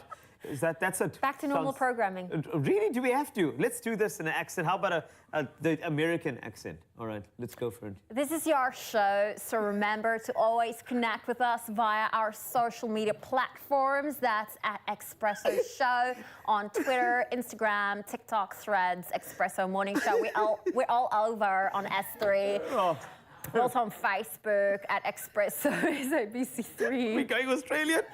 I love this. All right, so don't forget YouTube as well. That's where you can find us. Use our hashtag Expresso Show and tag us in your photos, videos, and let us know what you want to see on air and online right here on your Feel Good Breakfast Show, Expresso. It's back to you in studio, Ewan. Are we? Thank you very much. We're all over on the threads this morning, and it's all about winter indulgement with the beautiful golden cloud. It's wonderful. That was awesome, guys. Come on, can we have a round of applause? That was fantastic. That was absolutely fantastic. Get in here, guys. Get in here. That was fun. That was fun. That was really good. I'm a real boy. I'm a real boy. No, it's the Russian-Australian accent for me, man. That was the one. Gosh, guys, it was funny. Listen, but like, let's get serious here for a second because I need your taste buds. Ooh. Okay. That's all I need from you guys, all right? Because the hunt for South Africa's best indulgent winter treats, it is on, like I've mentioned, with Golden Cloud. And today we are tasting the top 3 entry bakes from this week's submissions. Now, we will judge. Yes, we will, based on creativity and taste to decide our first winner, taking home this week's 5,000 Rand cash prize. Now, of course, by the looks of things, this isn't going to be easy, so I hope you guys are ready. Yep. We've got 3 different ones here. So the first one I would like us to judge upon is by Lelo, who baked tasty cinnamon rolls using our Golden Cloud cake wheat flour. So here we are. I'm going to jump in. Jump in. Grab one. There's a cinnamon roll for each. Thank you. Cole, or you? I'm definitely going to taste it, of course. There we go. Okay, okay. All right. All right. So here we go. You want to cut that in half? You want to go half? No, Okay. you want to go half? Yeah, let's go half. Go, Zoe. On it. There we go. You see, because we like the tasting judges, we do only small pieces. That's because true. we need small pieces, big impressions. All right. That's how we taste. I'm the eating judge. Here we go, my friend. Okay. Okay. Okay, let's go. And Oh, this is nice. I like the doughiness that comes through, and the cinnamon's not too overpowering. Yes. I just want to get the middle piece. the versatility in this. This is so good because the thing is, I'm thinking custard, I'm thinking ice cream, chocolate sauce. Absolutely. This is very good. All right. Okay. Good recipe. Thank you, Lelo, for that submission. Very, very nice. I'm a fan of a good cinnamon roll. I really am. Then we have this interesting creation over here. I love this. Okay. This was sent in by Carol Ann Jewell, and she baked lemon meringue cupcakes. It's that one over there. Okay. Okay, so lemon meringue. I'm also a big fan of lemon meringue. Me too. Yes. And she used, of course, our golden cloud as well to facilitate the beauty that we see in front of us. Oh, they are fresh. Well, fresh. They're really fresh. Are we going to cut it again? Yeah. I don't know how you politely or ladylikely No, there's no bite such thing into as a lemon meringue on live ladylike TV. here. Just cut it, my friend. I'm just going to do a nice little, look at this. Look at you guys sharing, and I just go for the whole It's a thing. tasting thing over here. Okay. Okay. Let me be like that too. So I'm sorry, I'm going to just dish this to you. Okay. You're going to give that to me? That's correct. That's Okay. yours. All right. we got Fantastic. Ooh. Oh, Okay. you gave him a little thingy. Okay, I'm taking the whole thing. And so I wanted to show you the center. Can you see in the center there's a bit of that curd? A little bit of a there. surprise in there. So that's a curd, and then let's go. You get the lemon meringue coming through. Oh, there's great zest in this, Yes. There's definitely a zestiness to it. It's nice and moist as well, but not too sweet. but not too sweet. I was about to go It's there. quite light as well. I'm feeling quite Perfectly light. balanced. Okay. Very, very nice. All right. Thank you, Carol Ann Jewell, for that one. Lovely stuff. And then I don't know how we're going to do this one. Yes, our last bake is by Abeda Albertine, baking this chocolate muffin in a mug. Custard made by herself as well, frozen.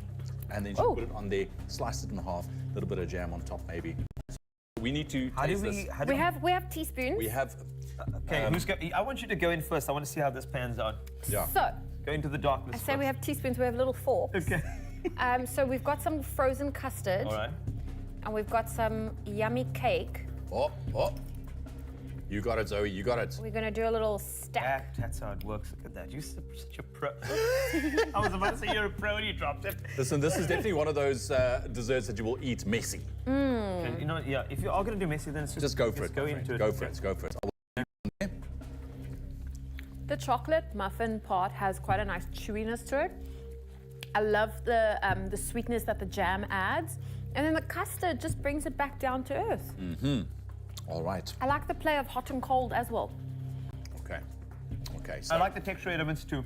I also enjoy texture. And I'm feeling that with this one. All right, so those are our 3 contenders. Now, Carl and Zoe, we need to choose one winner. All right. Walk away with 5,000 rand. Do we have an idea? I have a favorite. I do have a favorite already. I do. Okay. And I have a feeling that my favorite is Zoe's favorite. Is it this one? Favorite. Yes, it is. Yeah. Okay. Yeah. Okay. Are we set on the one winner? So I just want to have another bite of this while you announce the winner. Well, the winner is, with Golden Cloud Winter Trees competition, walking away with 5,000 rand cash is Carol Ann. Wow, come on, give it up. Carol Ann Jewel, you are a jewel. Lemon meringues. Oh, yeah. And your lemon meringues are jewels as well. Congratulations. So good. That was really good. Listen, all of these bakes were fantastic. They really, really were. My face now. And literally, we were just thrown into this and say judge. And I think we made the right choice. I really do. That's not because we're going back for like fourths. So there we go, Carol Angel. Congratulations, 5,000 rand is yours. And I mean, nothing says home like the smell of freshly baked treats. Remember, you stand a chance to win big with Golden Cloud as well. If you want to know how to do it just like Carol Ann Jewel did, well, here we go. So good. That's good, eh? Yeah. That's really good. Baking is love made edible. You can bake your way to a weekly cash prize of 5,000 rand with Golden Cloud over the next 4 weeks. Post a pic and recipe with your winter indulgence that you made with Golden Cloud and send it to our Expresso WhatsApp line or social media pages using that hashtag Golden Cloud Winter Treats. Plus, you stand a chance of winning the grand prize of a KitchenAid stand mixer if you post a pic of you and your family baking with Golden Cloud on our WhatsApp line or any of our social media pages using that all-important hashtag Golden Cloud Winter Treats. Don't forget to enter both separately from 12 July to 9 August, and T's and C's can be found on expressoshow.com.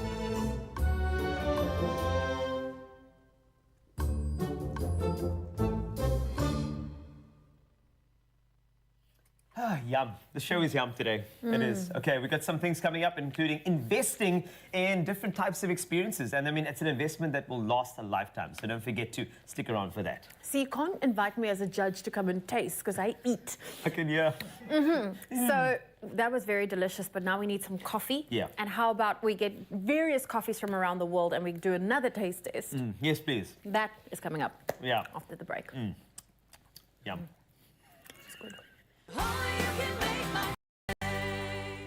The best way to show you care is by giving someone a little winter warmth. That's why Panado is asking you to nominate someone who needs that warmth with a 2,000 Rand dose of care cash each weekday from the 17th to the 28th of July on the Expresso Facebook, Twitter or Instagram pages. Nominate your choice by using hashtag PanadoSA and hashtag A Dose of Care and transform the winter of someone close to you. T's and C's can be found on expressoshow.com.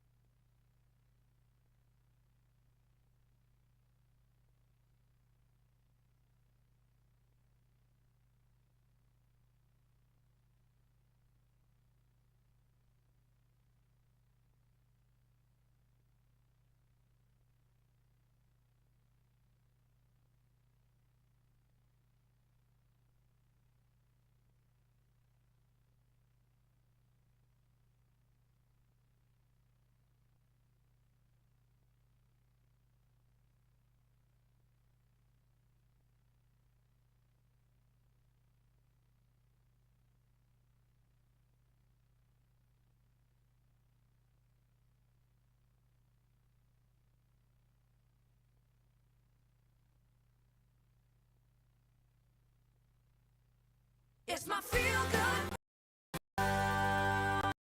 Welcome back. No, I'm joking. I can't do that. Welcome back. This is your Feel Good Breakfast Show.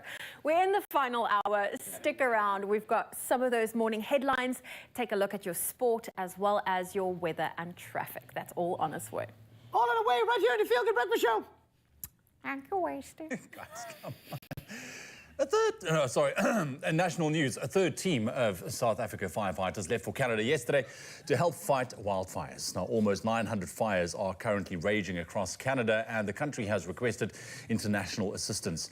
Now, since May, some 10.7 million hectares have been destroyed. Now, the third SA team consists of 200 firefighters and 15 managers. A total of 600 South African firefighters and 43 drivers have already been deployed in Canada so far this year. The first team returned to South Africa on July the 9th, and the second one is due back from Canada this weekend. And SA's credit rating unchanged. Treasury welcomes Fitch's decision. Credit rating was constrained by low economic growth. National Treasury has welcomed rating agency Fitch's decision to keep South Africa's credit rating unchanged. Now, it affirms the country's long-term foreign and local currency debt ratings at BB- and maintains the outlook at stable. However, it notes that SA's credit rating was constrained by low economic growth, which has been severely hampered by power outages. Now, Fitch further raises concerns about the high government debt to GDP ratio and what it perceives as a modest path to fiscal consolidation. Making international news this morning, the Egyptian Musicians Syndicate has cancelled a planned concert at the Giza Pyramids by US rapper Travis Scott. Now, the 32-year-old musician is one of the biggest names in rap music. Egyptian media said the syndicate cited security and offense to traditions as the reasons for the decision. International music stars often perform at the venue near the capital, Cairo, but recently there's been a backlash against music deemed improper in Egypt. Now, the comedian Kevin Hart had to cancel his show in Cairo in February because of his claims that black Africans were pharaohs. And an Australian sailor who survived 2 months in the Pacific Ocean by eating raw fish and drinking rainwater is stable and very well, a doctor says. Now, Sydney resident Tim Shaddock, 51, and his dog Bella left Mexico for French Polynesia in April, but their boat was damaged by a storm several weeks later. Now, sailor and dog were rescued by a trawler this week after a helicopter had spotted them. A doctor aboard the trawler said that Shaddock had normal vital signs, so both Tim and Bella bravely survived to tell the tale. And better with the story, Good Hope FM yesterday lent a huge helping hand to Pelisa Abafazi Betu isiXhosa for Heal Our Women, a gender-based anti-violence organization based in Steenberg in Cape Town in celebration of Mandela Day. Now, the morning show with Leanne Williams broadcast live from there between 9 a.m. and noon and was joined by other Good Hope FM presenters who spent 67 minutes bringing good vibes and tons of smiles. Now, they delivered much-needed essentials and some treats, preparing food for 1,500 individuals supported by the organization. Now, Pelisa Abafazi Betu was founded by feminist activist Lucinda Evans in 2008. Its mission is focused on healing women, and there's a special emphasis on gender-based violence prevention and child protection. A wonderful organization to get involved in. That's your news headlines for your Wednesday morning. Let's take one last look at your sports.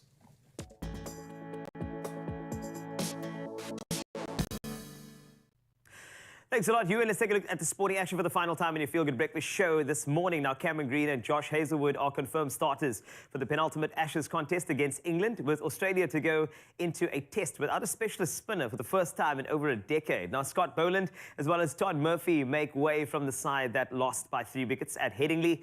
Green is fit again after missing the Leeds test with a hamstring injury, while Hazelwood was rested for the third test. Australia lead the series 2-1. On to football. England forward Marcus Rashford has signed a new deal to stay at Manchester United until 2028, worth £325,000 a week. The 25-year-old had been in talks with United for a considerable period, with his previous contract due to expire in 2024. The striker enjoyed a resurgence under new manager Erik ten Hag last season, scoring 30 goals in 56 games since his debut in 2016. Rashford has hit 123 goals in 359 games for his boyhood club and will continue to do so after this new deal. On to multi-sport news. The 2026 Commonwealth Games are in doubt after the Australian state of Victoria cancelled its plans to host due to budget blowouts. The Commonwealth Games Federation struggled to find a host before Victoria volunteered in April 2022, but the Premier said the projected cost had now been tripled and became well and truly too much for the state to bear. Organisers had originally estimated the event would cost around $1.8 billion, and the state government had billed as a boost for the regions. That's what they did say, but now the 12-day tournament was expected to cost more than $4.09 billion. And wrapping with cycling, Jonas Vingegaard tightened his grip on the yellow jersey in the Tour de France, and this is after he blew away Tadej Pogacar in the individual time trial on stage 16. The Dane won the 22.4-kilometer route in 32 minutes and 36 seconds on a decisive day on the Tour. Vingegaard's impressive ride increased his overall lead over Pogacar from 10 seconds to 1 minute and 48 seconds. Britain's Adam Yates moves up to third place and is 5 seconds ahead of Carlos Rodriguez with 5 stages left. That's it for the sport on your Feel Good Breakfast show this morning. Let's take a look at your traffic.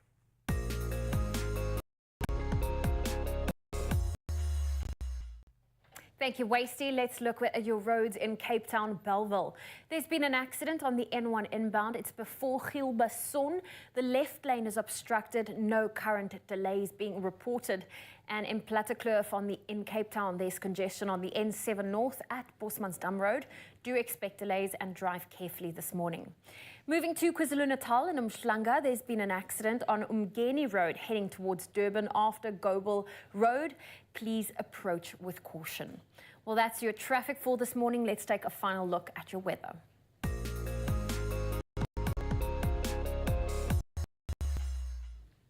And the SA Weather Service has issued a yellow level 2 warning for possible disruptive snowfalls over the Eastern Cape. Falls are expected tonight and into tomorrow over high-lying areas. Graafrenet, Winterberg and the southern Drakensberg are some of the areas mentioned by the Weather Service's Ayabonga Chungwane. We have issued a yellow level 2 warning for disruptive snow, which could lead to mountain passes that may be affected due to icy roads and farming stock being vulnerable. The situation is expected to improve tomorrow. And last week, 4 mountain passes were closed in the Eastern Cape due to heavy snowfall. The Panuk Pass on the N6 between Komani and Jamestown, the Barkley Pass near Barkley East, and the Lutzburg and Wabatsberg passes were both closed near Graafrenet. Well, that's your news update. Let's get into your temperatures for your day. Polokwane expect a low of 8 and a high of 24. Mbombela 12.29. Pretoria 7.23. Johannesburg 5 reaching a high of 20. It's sunny in Mahikeng. 4 is your low, 23 your high. Klerksdorp 1 reaching a high of 22. Kimberley -1 with a high of 17. Bloemfontein -2 reaching a high of 19.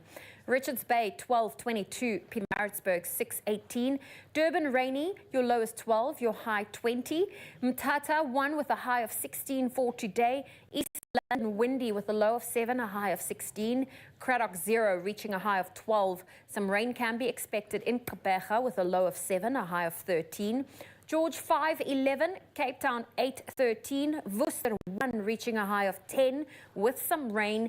If you're in Sutherland, -4 is your low, 6 your high, and Uppington a low of 3 and a high of 17 degrees Celsius. Temperatures for your Wednesday. Let's take a final look at your sunrise views. Starting us off this morning, we have Gift, who sent through this view from Pietermaritzburg, showing off the brightly lit skies. And Wendy in Midstream sharing a piece of art. Look at that stunning view. In False Bay, Amanda shared this photo with us. Look at that picture perfect view. And then Ridwan in Dubai is sharing some international sunrises with us. And look at that fantastic photo of the Burj Khalifa.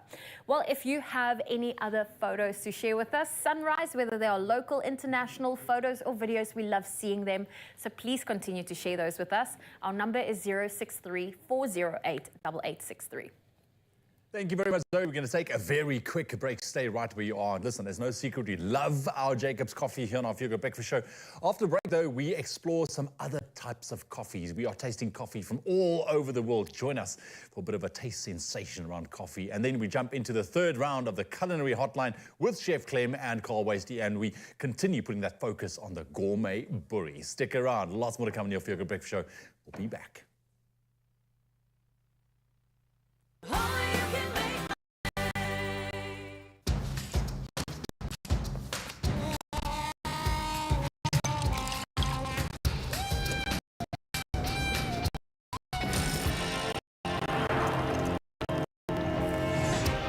Making an iced cappuccino with thick creamy froth is now impressively easy. Jacobs.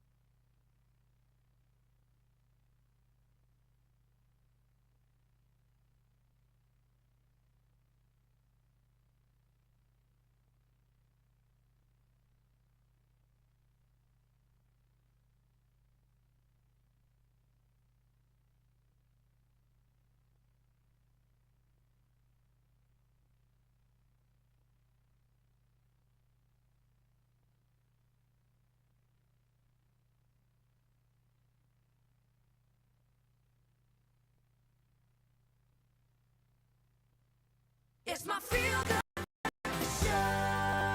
Now, there is a saying, collect moments, not things. Invest in experiences, not possessions. I get that. Owning a property can be a little bit of both, I think, as well. And Booking.com brings property owners and travelers from all over the world together on a platform that caters for quick and easy bookings, which is what we are here for. From homestay to airport transfers, experiences, and rental cars. They've got all of your travel must-haves completely covered. And here to chat more about Booking.com's role in the travel industry ecosystem is VP and Managing Director of Europe, Middle East, and Africa, Carlo Oraniacek. Carlo, welcome to the show. Thank you so much. Talk us through your services. What pins your business? Yeah, thank you, Ram. So I think basically the travelers, they want choice. And we propose on Booking the largest selection of accommodation solutions. So we have more than 28 million options. So 28 million listings for our travelers, for our guests. So you have everything from hotels, homes, apartments, villas, hostels, B&Bs, but also boats, tree houses, igloos, every type of accommodation that you might want to book depending on your need. And we offer this everywhere in the world. We feature more than 155,000 destinations on the platform. So we have accommodations, but not only. We also propose all the different verticals, all the different components of your trip. So you can also book your flights, you can rent a car, you can organize your airport pickup, and book your attractions, your experiences, wherever you want to go. So this is exactly what we offer. That seems like a two-way flow, and I know you are very invested in the communities, as say, the ecosystem that you work within. This is a plus for homeowners. What do they benefit by listing a property? Talk us through that process. But I think it's very important to also develop the relationship with the partners. You know, we are a marketplace, so if we want to provide a good service to our customers, we need to make sure that our partners feel good about that, and we empower them as much as we can. So basically what we propose them, what we provide them is, first of all, we give them the opportunity to market their property everywhere in the world. To a captive audience. To a captive audience. So we give them a broad reach. You know, we are a marketing platform, so we market their properties everywhere in the world. We will build, if tomorrow you want to rent your apartment, we will build your content, your page in 44 languages. And we have customer service 24/7, so that's very important. And this service is for the guests, but also for the partners. Taking that notion a step further, because I'm thinking every country is going to have a completely different set of its own challenges, and we look at South Africa. How do you buffer that? How do you approach, and what advice do you have for your customers wanting to get the most out of South Africa and deal with the particular challenges in our area? Yeah, no, I think our job is really to make it easier for travelers all over the world to experience this beautiful country and to experience South Africa. And also our job is to show our travelers how diverse and how beautiful is the country. So that's exactly what our job is about. And you know, it's my only second time in South Africa, but I love it. It's amazing what I see. So I just want to make sure that everyone in the world can access, can see this, and give them the willingness to explore this beautiful destination. This speaks to probably a massive opportunity for homeowners right now. So what do homeowners need to do? What advice do you have for them to get the most out of Booking.com? First, it's very easy to register your property on our platform. You just go at join.booking.com, and in a few clicks, you will be able to have your property fully listed. And then I would say the main advice is picture. You need to have the right picture. Sell it, yes. So you need to make sure you have good, high-quality pictures, and we will help you get the right type of pictures that we know the guests need to see before booking. And also another tip is make sure that your pictures are nice, but they need to be honest. They really need to show the property. Yes, sure. That's very important. So I love the fact that you are supporting both sides, but let's talk about the traveler for a second, and I'm sure you're quite a seasoned traveler. Within Booking.com, if I'm wanting to go out there and get the most out of an experience, do you have any tips or tricks, some life hacks to get the most out of this? Yeah, so I mean, our job is to make it easy for everyone to experience the world.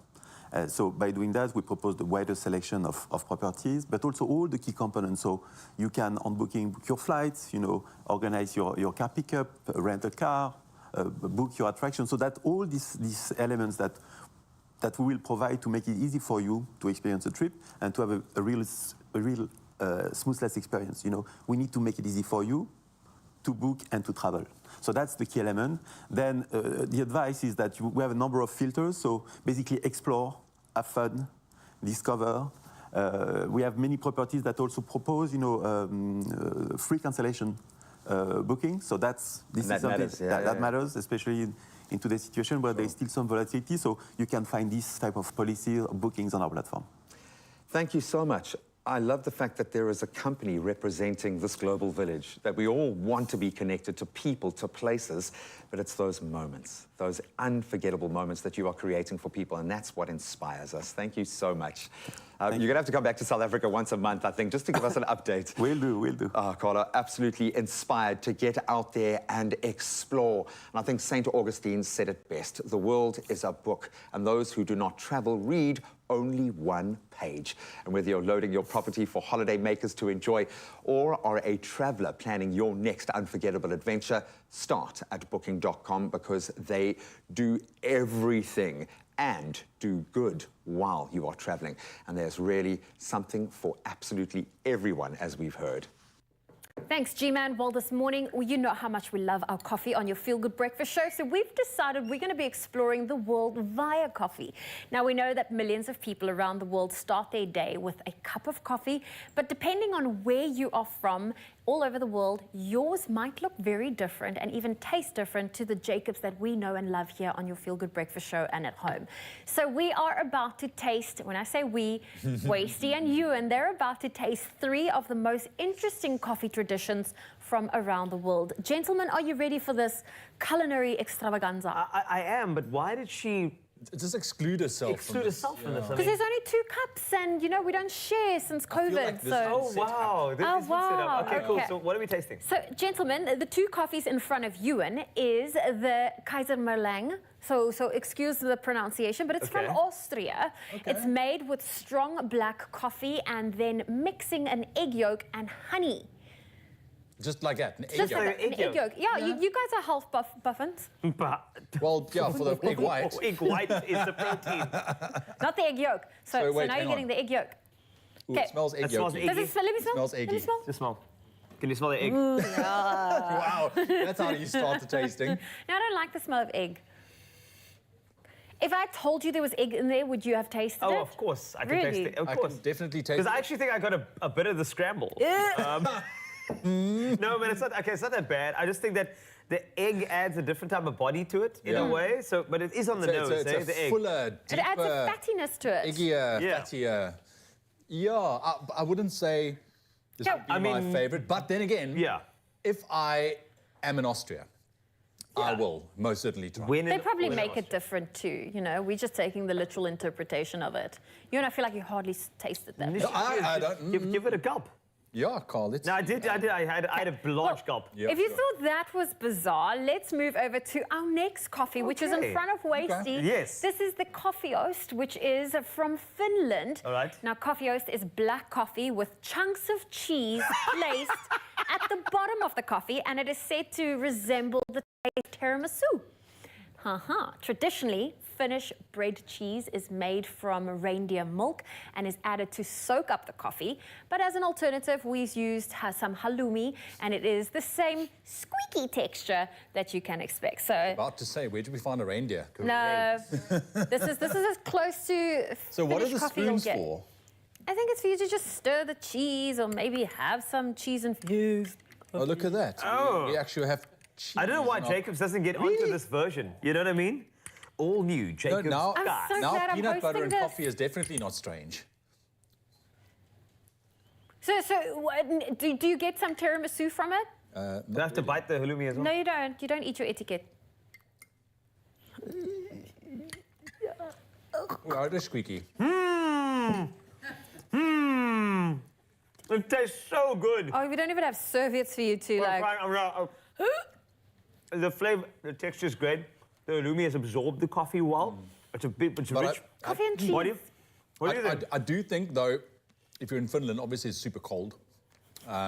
So this will definitely heat you from the inside out, from all which ways. Are you going to eat your cheese now? Bite the cheese. I did bite a cheese. Where did you bite the cheese? Oh, there you go. I should have said it's a squeaky texture. Yeah.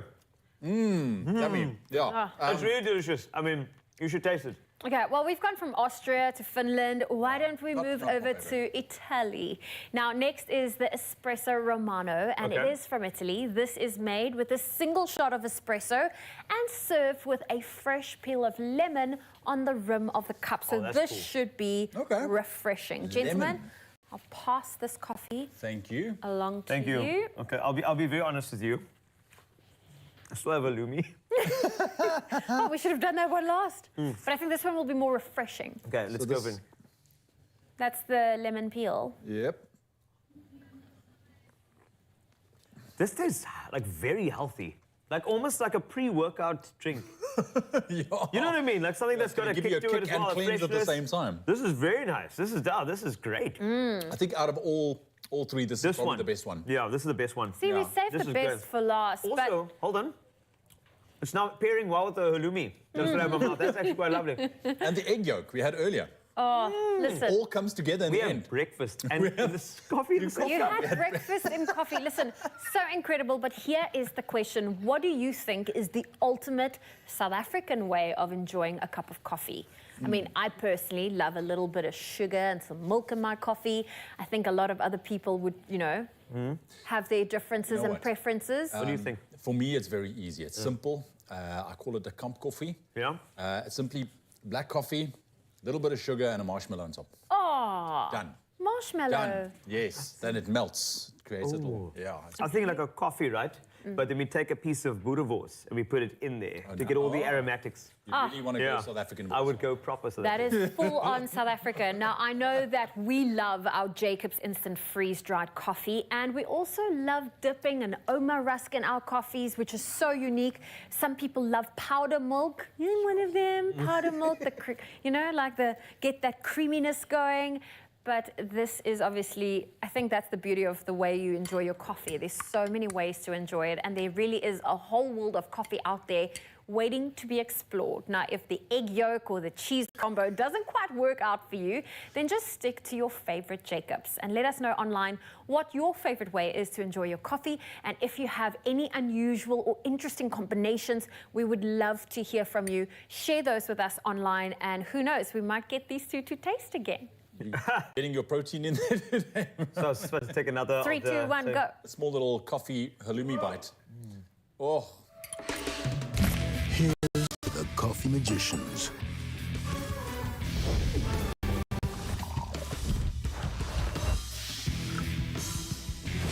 The ones who know what you get out starts with what you put in. Wasty, I feel like your cheese just reappeared in your coffee. What do you mean? No, they put more in here. Oh, did they now? Yeah. Oh, yum. Why would I spit halloumi back into my cup? It's beautiful. Yeah, that's the question. What's coming up on the show? Well, some home hacks that you can, maybe refurbish some places. We've got some interesting home hacks heading your way. Zoe is a champ when it comes to the DIYs. I love home hacks, and I even love it more when Megan Pedro joins us in studio. She's going to show us some great ways on how to spruce up your dining room so that Wasey can come and enjoy halloumi in coffee at my house. It's going to be great. Look at the smile on this guy. Watch South Africa versus Scotland live in France in a once-in-a-lifetime rugby experience brought to you by Clover. Catch the box in rugby's ultimate showpiece, hosted by Springbok legend Skulk Burger. 5 lucky winners and their partners will be winging their way to France, plus take a cruise to the Mediterranean island paradise of Ibiza. Buy any Clover product to enter. Watch Expresso Breakfast Show every weekday morning for more information on how you can win. Made with love by Clover.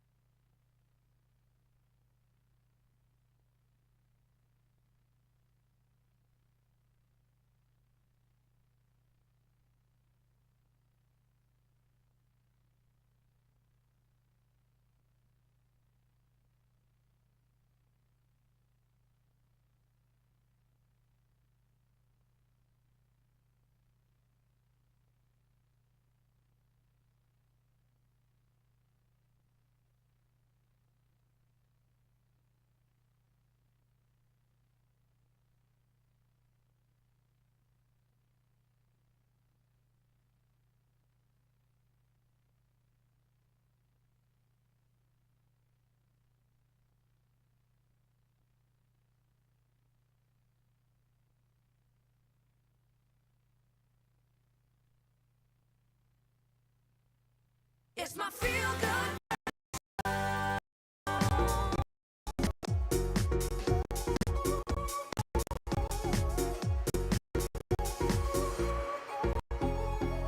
Welcome back to Expresso on S3. It is time for your final edition of the morning of the Culinary Hotline Bling.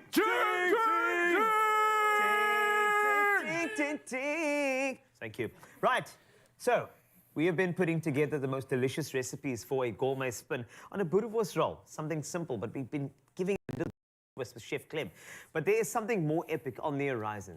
Something so awesome that we cannot even show it on TV, but we will. In the Expresso kitchen, we will be attempting something so massive that rumor has it that this will go viral instantly. Ladies, gentlemen, boys, girls, whoever cares to watch S3 right now, presenting the biggest boerewors roll your eyes have ever seen. Chef Clem, you are not the roll, I mean this thing. That's it. This is, first and foremost, how? How? We didn't buy it, we made it. Okay? We made the ultimate boerewors bun. Okay? And look at that shine. Look at that glaze. Look at that. Do you know who actually made it? Chef Jay? Chef Jay, Afternoon Express, was like... Oh, my word. We asked about it, and he was like, hands up, I can bake that. I can bake that. And he did.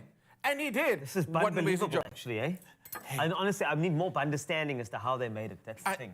Yeah. You know what? Maybe soon we'll bring Jay in, and Jay can teach us how to make this. Please, man. What we're going to do is... What are we doing? What type of slice are we going with? Are we going to go We're going to do a V slice. A V slice? So the V slice, so it's going to hold quite a lot. Yes. And you're wondering now, what are we going to do with this leftover bread that we've got in the middle? Are we going to take out fish fricadelles?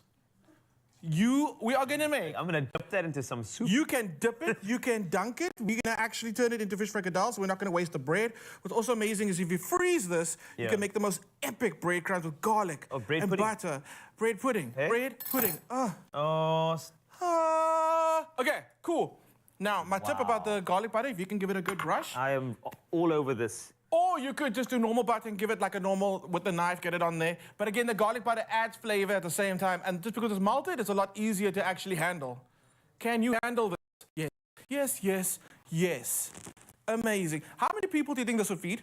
Well, it depends on what it is. I mean, if somebody watching rugby and the Springboks are winning, they win. This will feed 2 people. If they're I losing, feel I'm you. going to say 8. I feel you. I feel you. It Okay, depends on the cool. mood of the individuals.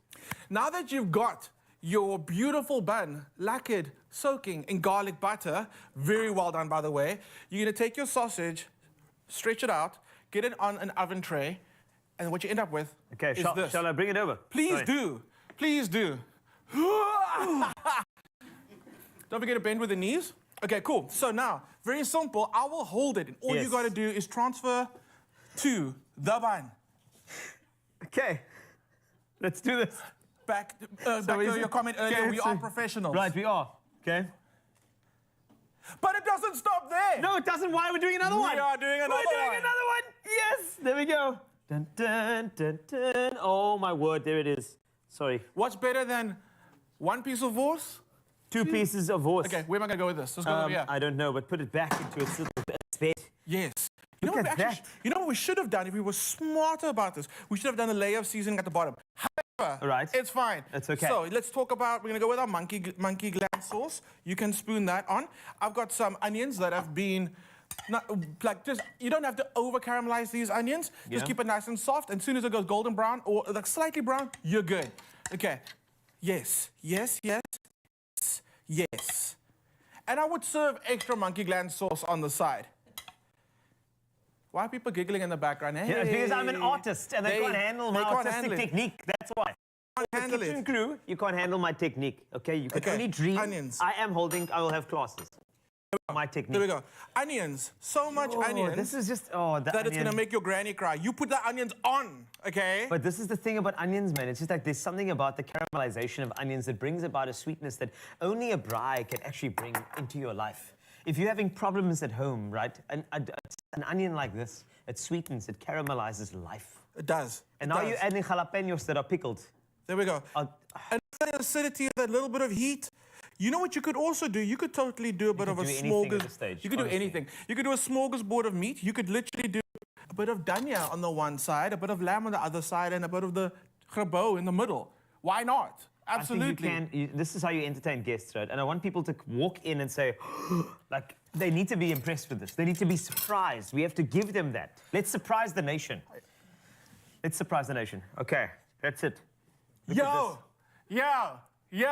excuse me.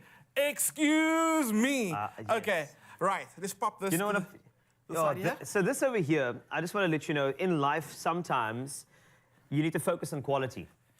There are times where you need to focus on quantity, and this is those times. Focus on the quantity of this. This Chef Clem, what you've given us is what I call the behemoth of booties. Yeah, okay. Right, this is the boss of booties. Yes. This is the awesome Chef Clem boerewors. It's a voice that can't be reckoned with. This is the thing. This is it. This is the booty of note. Before we cut into it, let's talk about the anatomy of this buri. Home-baked, a beautiful bun. I'm sorry. Okay. I have to just. Sorry. Beautiful traditional. I'm going to put some dots on top. You do. I just have to. Beautiful traditional boerewors. Sorry, man. Caramelized onions, jalapeno. This is the boerewors roll of your dreams. Okay, now here's the question: how do you want to do this? Do you just want to pick up the whole thing and take a bite? I could really help you with that. I could assist. So how do you get your... See, the thing is, if you look at that, yeah, I think you should take the whole thing. Yes. And we should just take a bite of it. Yes. I think that's what Are you stretching? Because I feel like you need a stretch for this one. I'm going to wait. What do you mean? I need to unbutton the button. Okay. I'm going to let you just... How about you handle it first? Just go for it. Just, you know what? Don't hesitate. It would be mighty awkward if while you take a bite, all of a sudden the music starts playing. Yeah, it would be crazy, wouldn't it? I mean, who would do that? Who would play the music?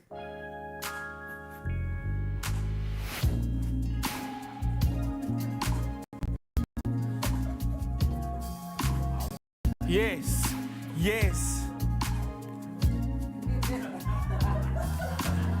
The following program has been rated PG. Parental guidance is advised for viewers who are sensitive to booties.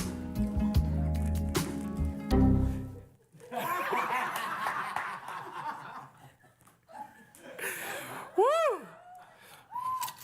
Yes, yes.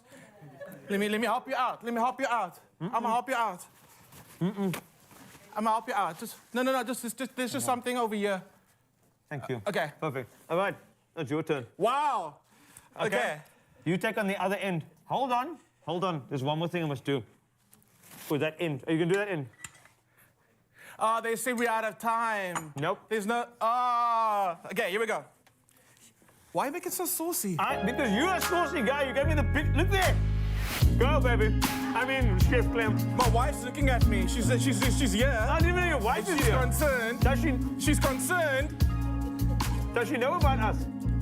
I mean, that doesn't matter.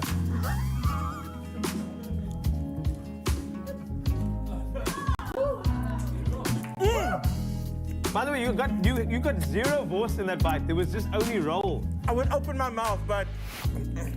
So you have something on my face. If I have something on my face, it's fine. But I'm going to say, this has been sensational. Thank you so much. The Calorie Hotline Bling has been a mouthful today. And this is how you booty. And booty properly, like a South African. Don't booty half measures. Do it like this. And thank you so much. If you want any of these ingredients, please feel free to check NASA's website. You'll see it from there. How do you feel about that bromance that just happened? Should we call HR? No, I really feel, I mean, now everyone That's your husband. The bun happened in the oven. Well, listen, we're going to take a break. I feel like we need a break. Then we're going to put the spotlight on Megan, who is here to talk about all things home decor that you would want to incorporate in your house, even if you're going to be serving such big, long booties. And then we have another performance. Wandile is here and ready to perform for you, and we are so excited for another performance coming your way, so stay tuned.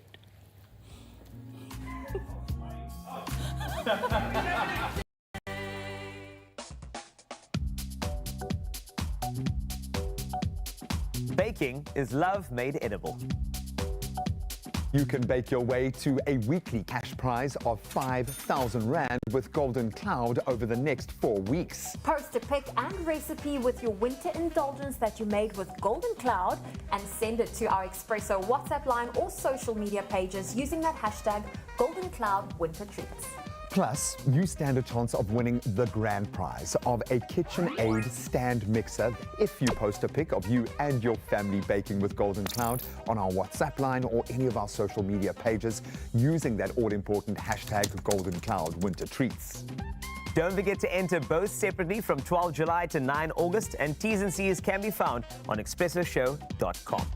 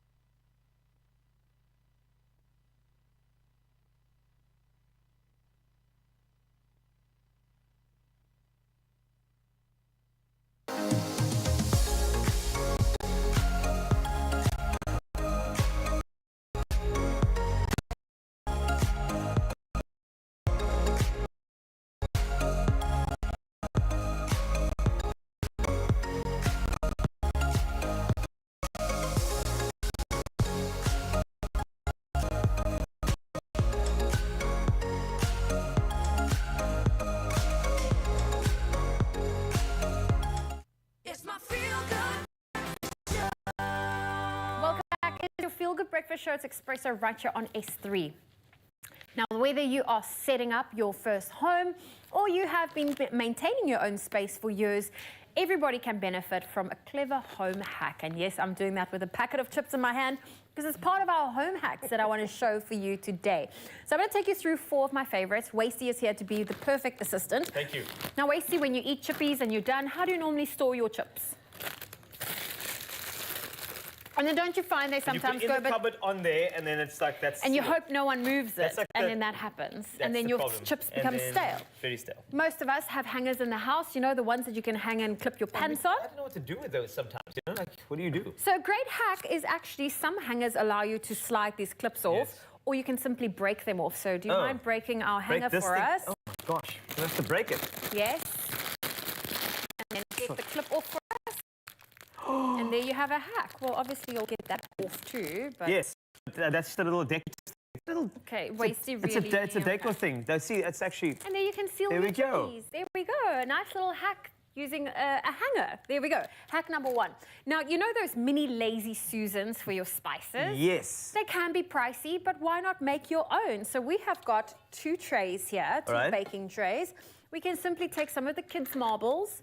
Obviously, go for equal sizes. Yeah. Just put a few in there.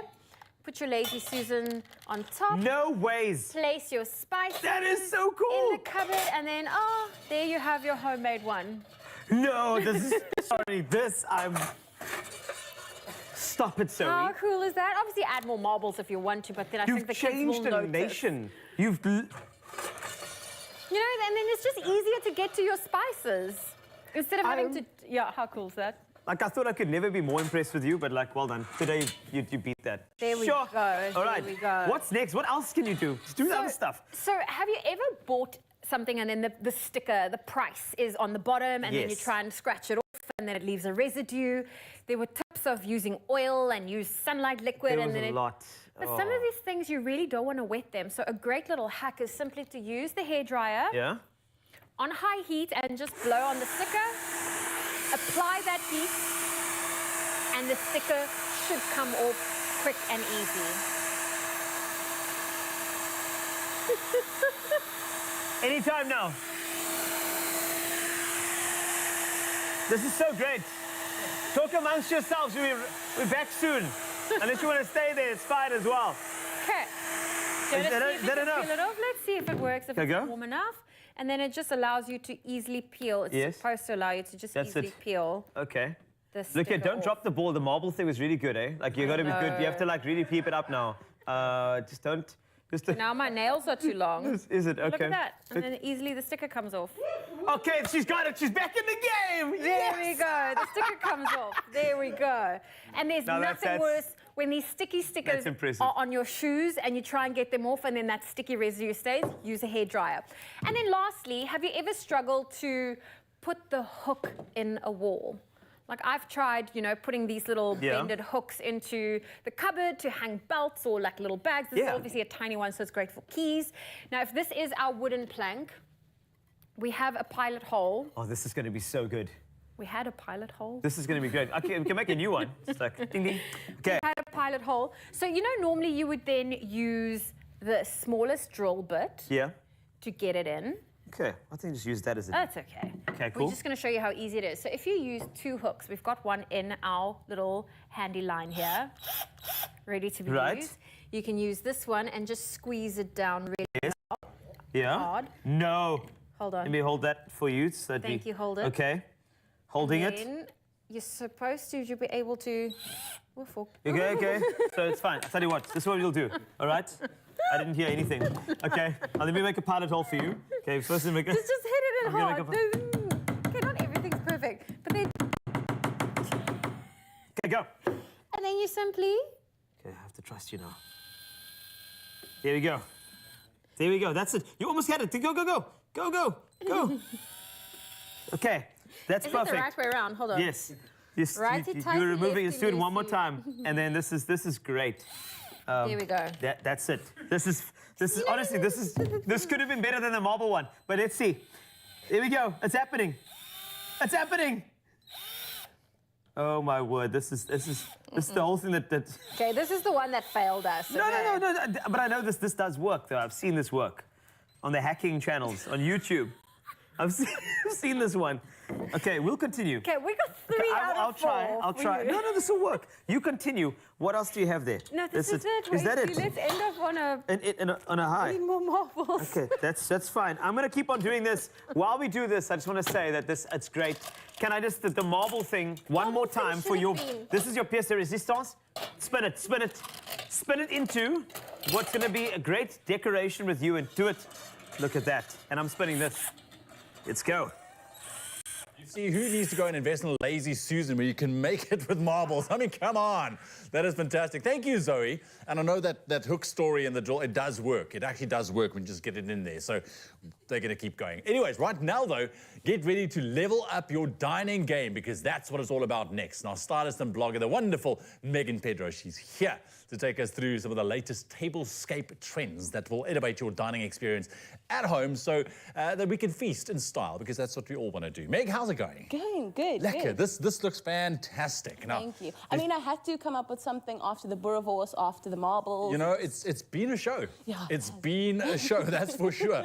But let's dine for a second. Before we talk about, you know, what you have here, let's talk trends. Okay. Because that's the starting point, I feel. We need to know what kind of trends are going around so that when people come to your house and you've adhered to the trends and adapted it to your own personality, that people go, wow, what are we seeing? I am loving trends, but timeless trends. I know that is completely opposite in the statement itself, but these are really elements that will live on in your crockery wardrobe, I think. Okay, in your crockery wardrobe. Yes. So if we're thinking about textures, texture is honestly king, and it's always been king in home decor. I think as soon as you layer something and add beautiful textures that complement one another, it immediately elevates any look. So texture is king. We're again seeing a lot of woods and natural textures, which we're loving. So bringing the outside in, a lot of woven textures, so very natural. With the placemats, crushed linen. I mean, in clothes, in homeware, everything is absolutely beautiful. And then if you're going to stick with something like this with a beautiful stoneware, I definitely suggest a patterned glass. I see. What I love about your table is it looks beautiful, but it's not overbearing because, you know, sometimes you go sit at a table and there's just so much. You don't even know where to put your side plate. People with the big centerpiece. But this brings us to some incredible serveware, dineware from Woolies. Take me through. What do we have here? Okay, so a massive thing that Woolies has always been, you know, huge about is local and sustainable. Yes. These are all pieces that are made in South Africa. I love that. So that is absolutely what we're loving. Let's start with the tablecloth. I always like to start with the base. Okay. So this is the W collection 100% linen. Linen is great because it's so fast absorbent. It's much faster drier than cotton. So this is so nice in summer or winter, you know, when you just got to stay in, quickly wash it, dry it. It's beautiful. Also with load shedding, you don't have to iron linen because it has that natural, beautiful crushed texture, which is great. And then, of course, we've got a beautiful runner or tablecloth, which we've actually layered as a runner. Folded, just to add a bit of interest so that it's not a plain white tablecloth. And then, of course, the crushed napkins just give it another beautiful texture. And then layering on that. On the linen. It's such a great texture. And then we're layering over that. So when you've got a texture like this, you know, that is quite, it looks quite warm and inviting, we've got a really natural, beautiful woven placemat. This is made by a local company which specializes in handmade goods specifically. So we love that Woolies is working with, you know, local producers like that. And of course, it just brings another beautiful texture. Just that brings me to the wooden... yes, the board. Wooden boards. I think that wooden boards are a staple in any kind of serveware.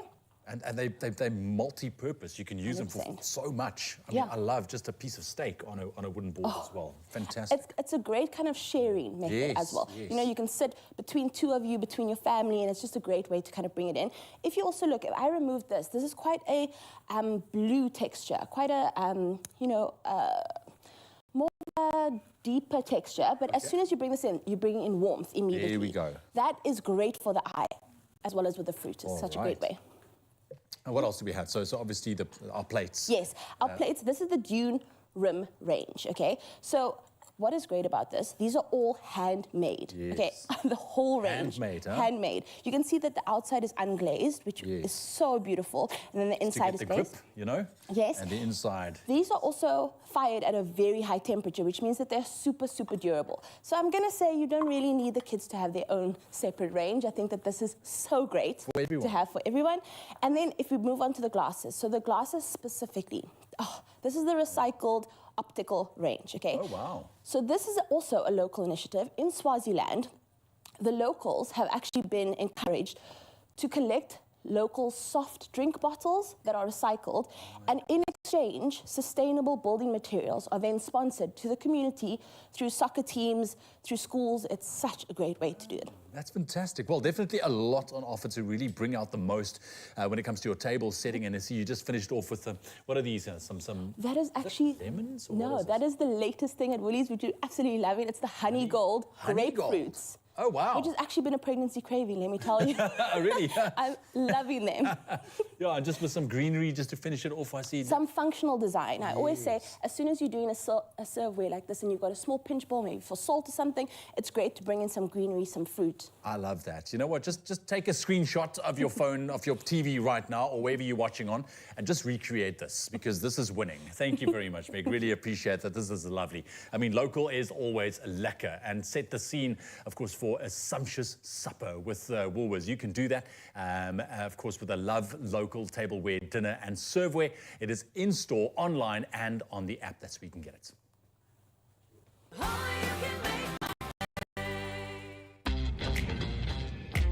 Do it like this. Do it like, get it, move it, own it. Do it like this. Bespoke.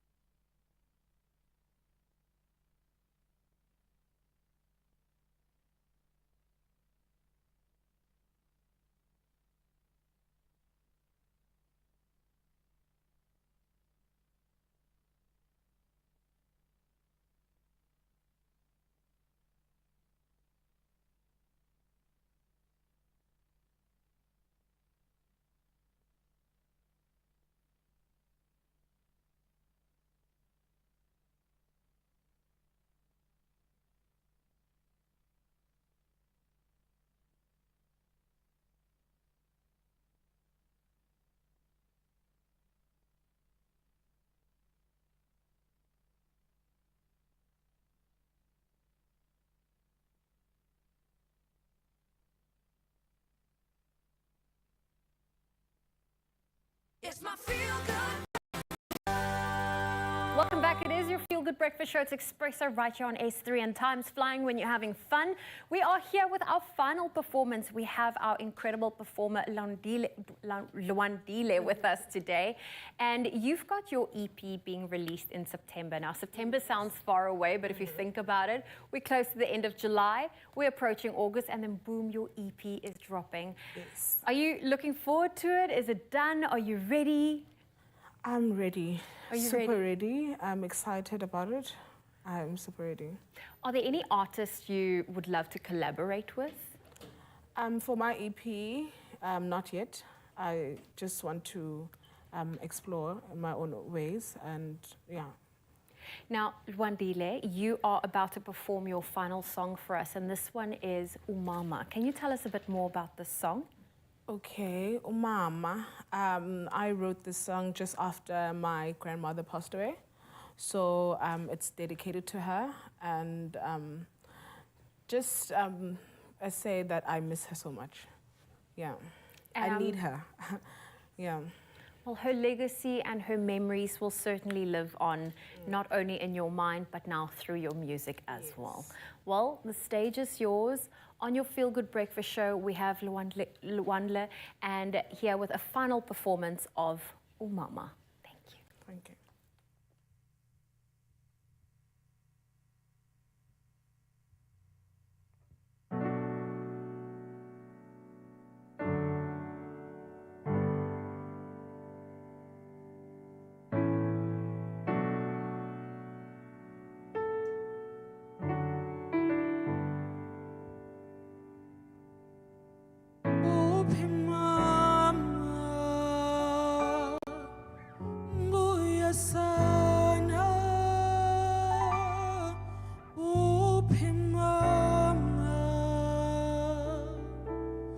Ndiyakudinga sana wandishiya ndilusana.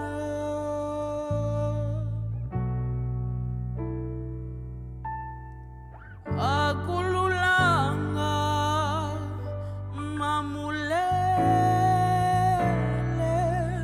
ulele ubomi bam buyandisinda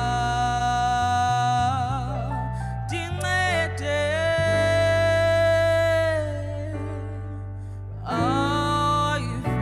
ayivuka ngicela uguquke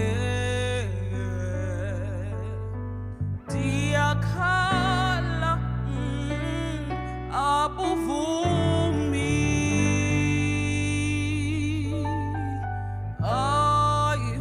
ayivuka ngicela uguquke uphi mama uyasana uphi mama ndiyakudinga sana wandishiya ndilusana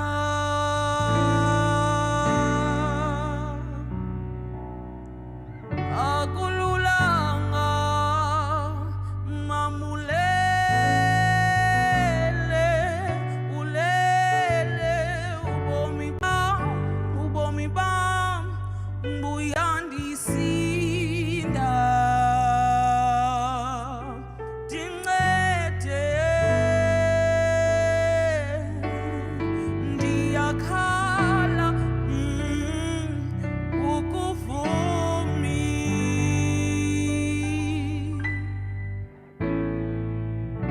ndazula ndizungezunoza ndizibona ndizungezunoza izolo ndizungezunoza ndizibona ndizungezumama uphi mama uyasana uphi mama ndiyakudinga sana wandishiya ndilusana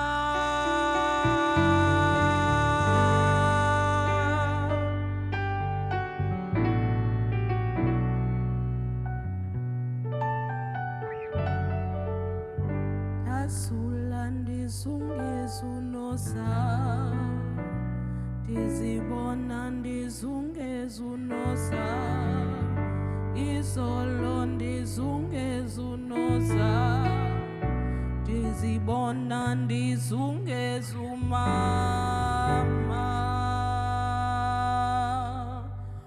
uphi mama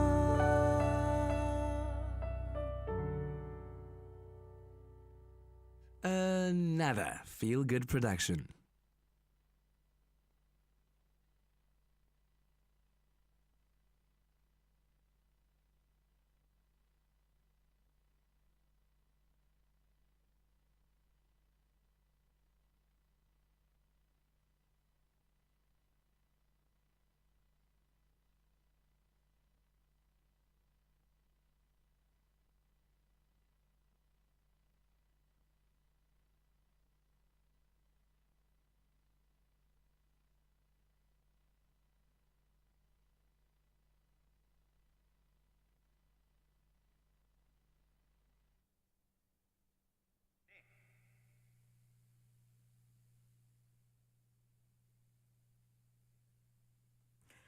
Welcome. We're on Facebook Live as well as YouTube. Thanks a lot for supporting your Feel Good Breakfast Show on S3 on your TV. But now we've got a bit of extra for you. We've got Rwandile here who is going to give you an amazing song, Vukani, to make sure you wake up. So thanks a lot for streaming and continue supporting vocals from the locals like this super talent. Please go look up. Rwandile is here for you live on Facebook as well as YouTube. Let's go. Vukani!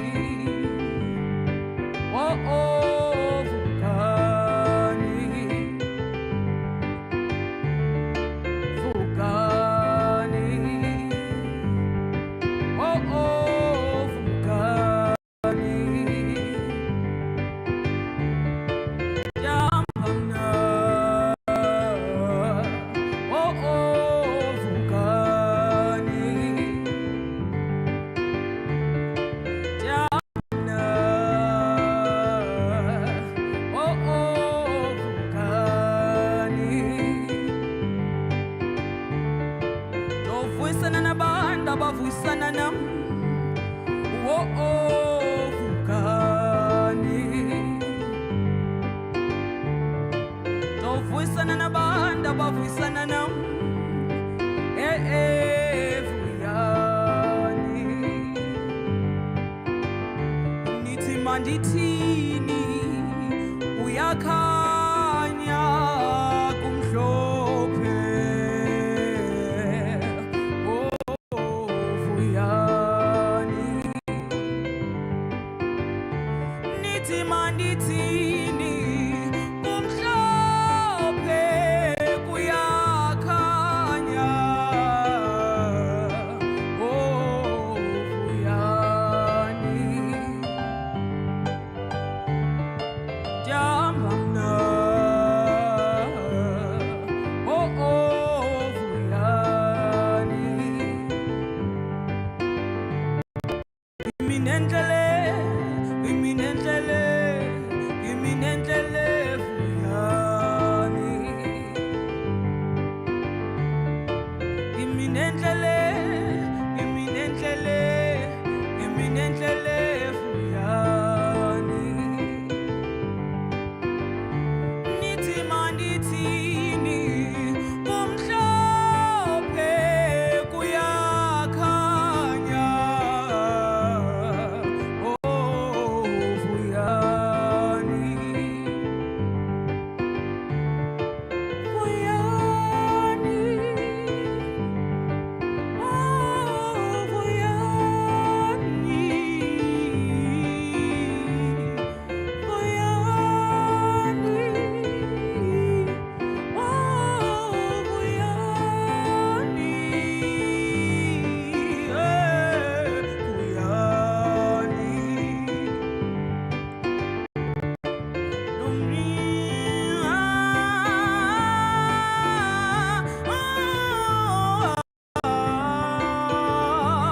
makukhanye vulani indlela vuyani xobisani vuyani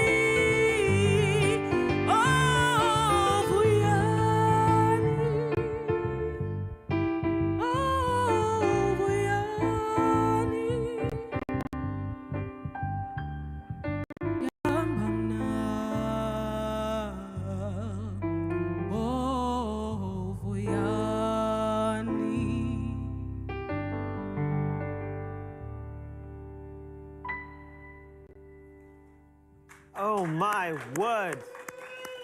Can I just take your hand for a second, because that's pure passion there on your Feel Good Breakfast Show, and I felt that. Vukani, that is awesome. Thank you so much, Lwandile.